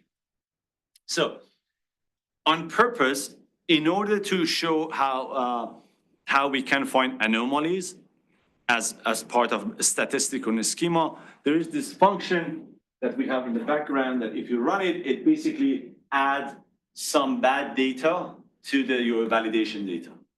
Okay, so this function just adds some noisy data to your data in order for us to show how we can detect it. Okay, so we will add that. So, and this 4 data that we add is just a noisy data. So now what we want to do, we want to basically start. So this is going to, what I want you to take from this class, instead of focusing on the TensorFlow part, TensorFlow part, if you like TensorFlow, then focus on that, also learn that. But the idea for you will be to learn the process. So data comes through. The first part that you want to do is that get some statistic. And this is assuming that when we say data comes through, your training data after you done your, either it could be actually before you done your processing or after you done your processing. It's your decision when you are using passing this to the data part. But it could be before. So you get your data here and you get some statistics. That's step 1. Okay, so in order to do that, first we're going to read the data from hard drive, convert it into a proper TensorFlow format. So, and in order to do that, TensorFlow DFDV generate statistics from data frame. So, we already have loaded the data. Sorry, we already have loaded data, so we don't need that. So TFDV generate statistics, with just a simple name, generate the statistic from the data frame. So you run that over your file, and this is the statistics. And as you see the statistic, this is what we call a protobuf, the format that you see here. Kinda look like a JSON key mapping, but also not always you have that. You have this all sub-nested basically values. So and start basically says that this is for the data set, how many examples was in it, what are the features, and for every features, it has some statistic. It automatically will generate those for categorical features, for numerical features, it basically has that. So That is a step one. Step two, you need to create a schema. Okay. We create the schema using the statistics. Okay, it's just easier. But also actually it has this function tftv.visualize statistics. If you pass that statistics to it, it visualizes it for you. This is that library, remember at the beginning of the class, we looked at it, that facet. That's the same library that runs in the background. So if you go on it, on top, it's for the numerical features. So it gives you all the statistics that it has collected for those features. Red here means that you have lots of zeros. That gives you kind of like a red, like you have lots of zeros or missing values, for example, it thinks. It gives you some distribution. It allows you to look at quantiles or I don't know, like a value list, and you can apply log. You can try to expand. All right. So, and then if you go on the bottom or more go down, it has for categorical features. So it tells you, for example, for occupation, it had 26,000 features, nothing missing, 15 unique category, 15 categorical values. And the top one is the professional, speaker or something. And this is basically how the data or the distribution of those categories look like. So it calculates this basically a statistic for you, allows you to visualize it quickly. Then if you want to get that schema, you just need to do, the terminologies are pretty straightforward for these functions. But TFTV infer a schema. And then all it wants is a statistic that you already created. You pass the statistic, it gives you the schema. And TFTV.display a schema. If you run this one, TFTV display a schema, it creates a schema visualization for you. So it tells you those are the features, the type, if it's required or not required means that it should be part of the schema. It's like a definite, because you can have a variable that it could be optional. You either have it or you don't have it. And this is also called the domain, right? Some features, they have a domain, some features, they don't have a domain. Then if you go down here, this is also for categorical now, the domain, they have values. So here you saw the domain work class. The work class has the following values, unique values that was part of the schema, right? So if you get anything outside of this, it will tell you that this is doesn't match the schema basically. All right, so these are the unique string values basically. Does it make sense so far? So now we have this. Now let's say we have a validation data, DV, and we want to compare it with the training data. So you do a statistics, same thing, you get the statistic on validation, you bring that as statistics, and there is a function here that validates this statistic with this ones. So in order to do that, first, you need to create a statistic from validation, same function, TFTV generate a statistic from data frame, you get the statistics. Then TFTV has this function for comparison, side-by-side comparison. TFTV visualizes statistics, right? Left-hand side is statistics, right-hand side is statistics. You pass the two different statistics, and then you give it a name to them. Left-hand side name, right-hand side name. And if you run that, now it quickly allows you to do a side-by-side comparison between your train and validation. So blue here is validation, and yellow is the training. So it give you a quick comparison, right? Now,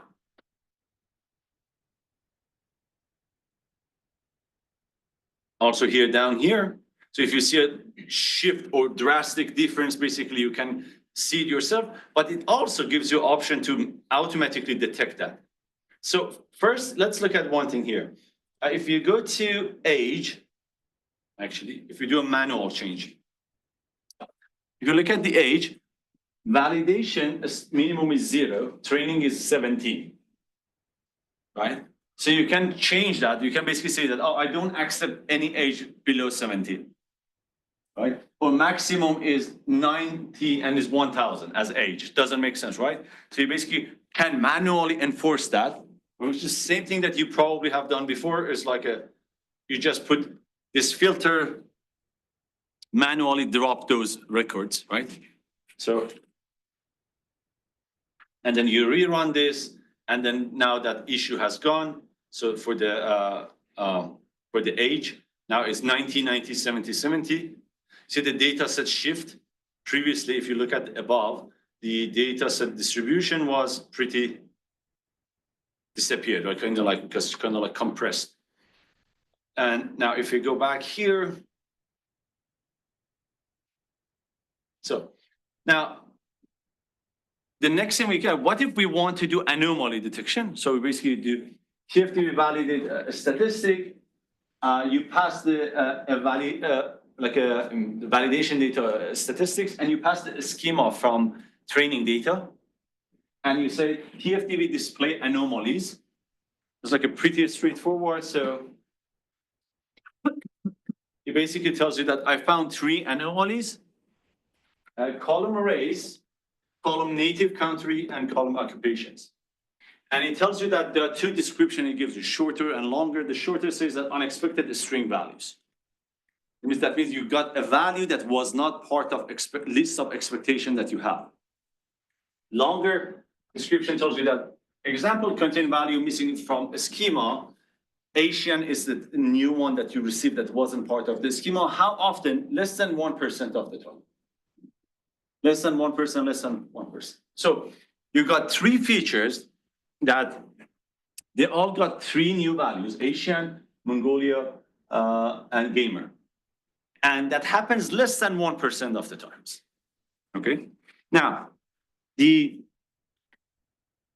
question here is that, and this all become part of your design. When you design this type of thing, what would you do when you have something like that?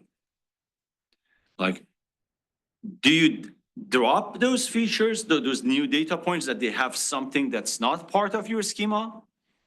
Do you use that as a, wow, we have a new type of customers to enhance, to basically increase the space that you are covering? Or we have a new type of like occupation customers. Gamers now also use our platform, right? Do you use that as sort of knowledge, or you just simply say, no, I cannot accept because it's not part of the schema? So you see, that becomes like a design choice, what you want to do. We want to be more flexible, or you simply can say that something like, I let that go through, I let the data go through, I keep track of it. And if this start increasing, like I keep seeing more and more of this, then I will go back and I update my schema. For now, I don't update my schema, I just let it slide. So you have 2 options. One option is that you block it. You say, okay, sorry, I don't know this data. Second option, you're like, I let it go through for now, I let it slide, and then I keep track of it to see if it repeats again. Third one is like, no, I will update my schema, my statistic, because I want to adapt as data comes. Does that make sense? So now, let's just start with the revising the schema. Now, a schema is a protobuf. Protobufs, they have certain, so it's kind of like they have certain functions in order to extract feature out of them. So, for example, if you have a dictionary or JSON, you can just open a bracket, put the key, and get the value.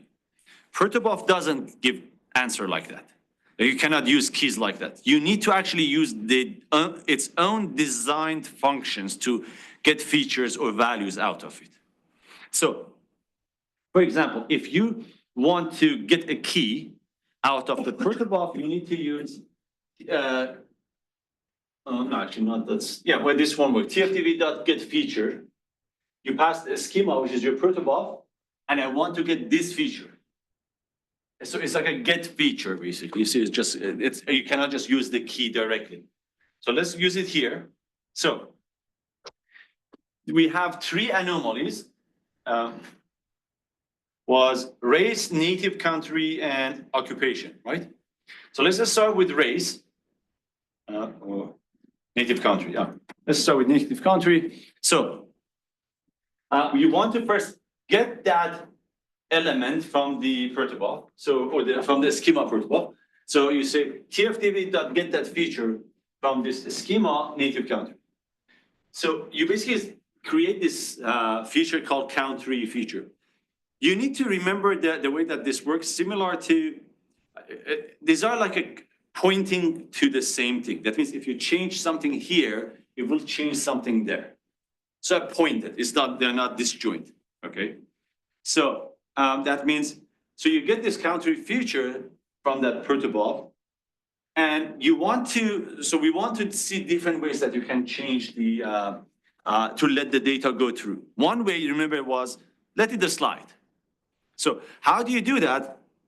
There is a variable that is defined as like a part of this schema generation. For this feature, country features, dot distribution constraint. These are like a predefined fields. You don't need to create those. For this constraints of the distribution, there is something called mean domain pass. By default is on 1. What does that tell you? That tells you that in order to be able to be approved, you need to at minimum have 100% approval. Mean domain pass, basically. By default is 1. What I want to say is that I want to change that to 90%. So I basically say that to change this mean domain pass to 0.9 or 90%, that means if the amount of time something new comes is less than 10%, I let it go through. Does that make sense? Is there's a constraint over every feature. Every feature has a constraint. Need to meet 100% of the time by default. How do you access that constraint? Using this function, distribution constraints field from their mean domain mass. Change that to a different threshold that you want to select. So I do the same thing for also occupation. First, get the occupation and change this mean domain pass to 0.9. Okay, yes. So is it like every time a batch of data comes in that, those statistics, or how does it calculate? If a batch of data comes and is less than 90, less than 10% deviation, it'll let it go through. Again, that could be a really like a generous number. So, but you decide as designer. In the sense, like I do 100 data points and 10 of them were very different, and all of them will get approved in that sense. If you have 100 data points and 10 of them are different, then all of them get approved. Correct. So we run this. And then now let's go to the next one. So the next one was race. And we want to, the whole idea what we are trying to do here is that to show different ways that you can change a schema and constraints. Okay. And again, you don't need to use TensorFlow. You can write your own function for updating the schemas in Python, right? So, or any language you're using. So the next one is going to be race. And in these two, what we did, we just basically relaxed the constraint. We just said, I let it go for now. And the third one, what I want to do is that I want to say, oh, I learned something new. I'm going to update my schema, add something to it, not just let it go for now. Okay, it's just so in the third one, we saw the word Asian as a race. We didn't have it before. Instead of just say let it go, I would say that I will update the race and I add Asian to the race. Right? So in order to do that, so over there we use TFDB get feature. We got the feature. Here so if you again, these are, as you practice with your data, you get more comfortable. If you go back all the way here to the data, so you see in front of the race, so this is race. Race has domain, and domain has values. So values of the race are here, you see? So we want to add a value to the domain. Okay, not to the feature, to the domain, because domain is the list of strings. So in order to do that, I don't say TFDV get features, TFDV get domain, because I'm updating the domain, the list of those values for the race from the schema. And then race domain dot value is a list, append the new value. I append the new value to the domain of that one column, right? So you do this. And the third one is that what if it's numerical? And remember above, I manually enforced anything age less than 17 or above 19 dropped it. What if we want to do that also using TFDV? Because it's numerical. So you can say TFDV instead of get domain and append to it, because it's numerical, you say TFDV set domain. And actually, better way of saying that is, so if we go up to the age, one more time. Age doesn't have any domain, as you see. So, because it doesn't have any domain, the data could come any numbers. So we can enforce that, says that this column only accepts data in this range manually. We can change that domain so it becomes enforced. So how do we do that? Because currently it doesn't have any domain. So for the race, we already had a domain. So in order to update this, if you think about the logic, I first get the domain, then I append to it, that's it. But what if I don't have a domain? Well, I cannot do get domain because I don't have it. So I do set domain. The logic makes sense? So one of them, because you have a domain, you get it and update it. The other one, you don't have it, you set it basically. So here, you basically say TFDV set domain, you're setting a domain for it, for age in the schema, and I want this domain to be integer domain, range minimum this, maximum that. And it's because this is a schema protobuf 2, so you want to be using that. And if you run that and you say, now show me the schema, you basically create this new domain for age. And also if you go for race, here we have Asian at the end, right?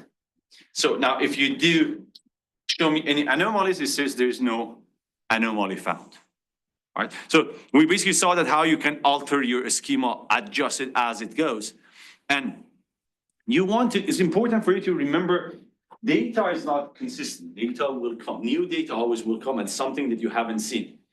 If you don't have a system in place as early as possible in your data pipeline, you end up with lots of error, like lots of data that being rejected because it doesn't match your schema or doesn't match the like a format or statistics that you want. So you want to be sure that you have thought of this early enough that what if this happened? What do I want to do? Do I want to let it go? Do I want to accept it? Do I want to update it? What are the conditions? Under which condition I will let it slide? Under which condition I will add it?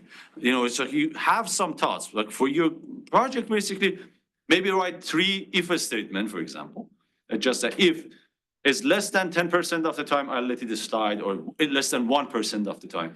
If it's more than 1% of the time and less than 10%, basically, I update the schema. If it's more than that, I throw an error. Obviously, I reject the data. You can just thinking that you need some way of handling this type of things. Just keep that in mind. So, any questions so far? Now, the next thing, there's a concept of data slicing.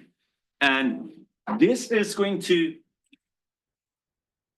as we go through labs or as we go through the semester overall, this concept of data slicing is going to become more and more important. Up to this point, I think we talked about this before briefly, that every time you wanted to evaluate if my model is good, you do AUC, F1 score and stuff like that. The problem with those results are that they are aggregated, right? But they don't tell you that if your model is actually work the same level across individual groups or maybe smaller groups, smaller ethnicities and stuff like that. So in order to do something like that, to do that evaluation, the technique we use is called data slicing. You basically slice your data across categories that you know are important. Like for example, maybe you create age categories. You do bucketization across age, and you want to be sure that the final model that you have is the same performance across different buckets of age, or is the same across different basically genders, across different ethnicities. If your model is inconsistent, then your model has issues. Or could be bias issues, could be just data issues. Now here we are going to look at it from data perspective. How could we, as part of our data pipeline, when we compare these statistics, also compare this statistic within the same training data, like across different groups? Like what if I already, before even do modeling, I have bias across ethnicities or age or genders and stuff like that? Could we detect those early enough, right? Not again, before modeling. So the idea will be that, so again, think about this data slicing. It's simply a group by on your pandas library across a certain features, categorical features that you have. That's the same thing. So here, basically, from TensorFlow data validation, you download, import this slicing util, and you want to say that I want to create a function that I can apply to my data set data.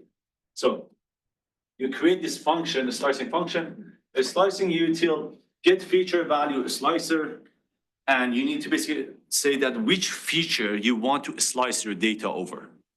Okay, so you say that I want to slice my data over this feature, sex.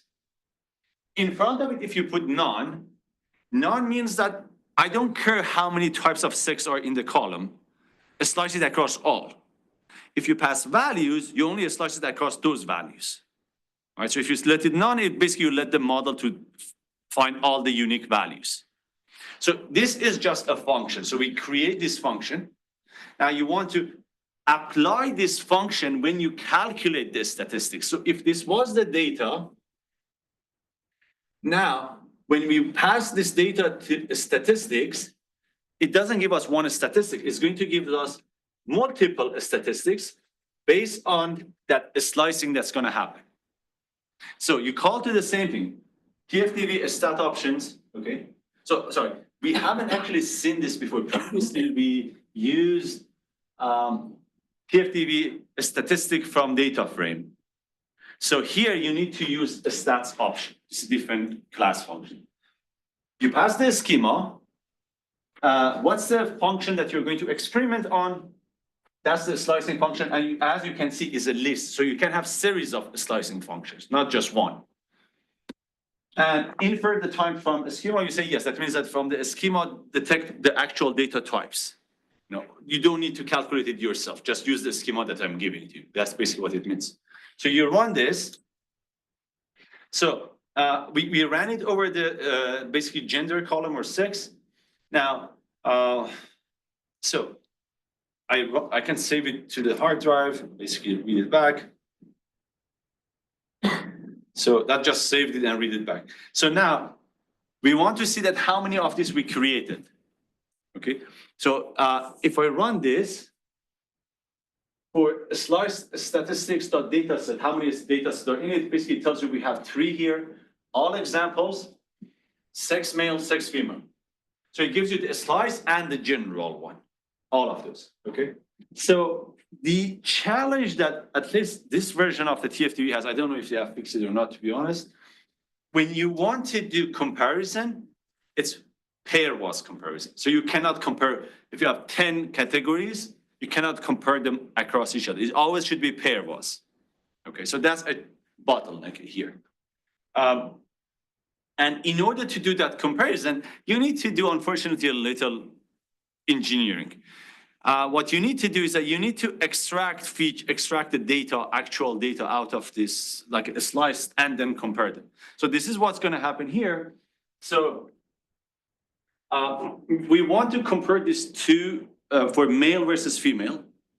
So the step one, and this top one, what first I will do is that you need to create something like a placeholder for male data set. So male stat list, data set feature statistic list. It's just a placeholder. Again, that's the downside of working with protobufs. So you need to actually do some manipulation to get the features out. So we create a basically placeholder over there. Then, so this mail stat list, it's, so think about it something like this. So you have this mail stat is the first thing that we are going to here is that we're going to add a data set to it. Okay. By default, it doesn't have data set. So mail established data sets by default is empty. Then you say extend. I want to add another list to it. This data set. Okay. So you add a data set to it. That was one. Okay. Then we want to add a name to it because it's a placeholder and I want to give it a name. And basically you say that mail stat name, basically a slice data set dot name. So that becomes the name. Okay, so just basically add a name to it. Then you do the same thing for female data set. You create a placeholder, add a data set to it, and add a name to it. Now we have two things for male and versus female. And we want to do a comparison. Remember, there was this function, TFDV visualize data set, left data set, right data set, left name, right name. Now you pass that the right and left that we created, and you run that, and it basically gives you this, comparison across your data. Now, if you think about it, someone said, "Oh, why I should learn all of this? I can do all of this in pandas." Right? You can do a group by, and then you can run a basically some sort of comparison, right? Yes. So that's the same thing. So I think the benefit of working with TFDV is that if you're building a pipeline on your TFDV, so it exists, everything is there. So you don't need to go to pandas. This is more expensive from the pandas perspective. Is here it runs on Apaches, right? So if you want to build a pipeline, this is more efficient than using with pandas. You can do exploration on pandas, but maybe you can basically use this for your pipeline perspective. So, and all right. So I'm not going to run the last part, but this part basically is that just showing you can create different multiple slicing. So it's going to be across genders and race. I want this one only. Right, you subset basically. So, and you can basically run this, and if you do that, and you say, okay, how many data set is in it? And it tells you there are 9 data set, and here, all examples. So you see it becomes cross features. All example, race white, 6 male, race black, 6 male, and so on. So it basically quickly creates all those stats, and now you can, the downside again is that you need to do basically pair comparison. So you need to extract the features and run that if you want to visualize it, stuff like that. So, so this was the TFDV. You have, we have one other lab on TFDV, which we do another time, but that becomes the overall TFDV. Then we go to TensorFlow transform. So that becomes part of the next lab, I think. And I don't think so that will be the last, TensorFlow transform, and then we have ELK. We haven't had ELK lab yet, right? So we will have ELK lab, which will focus on how to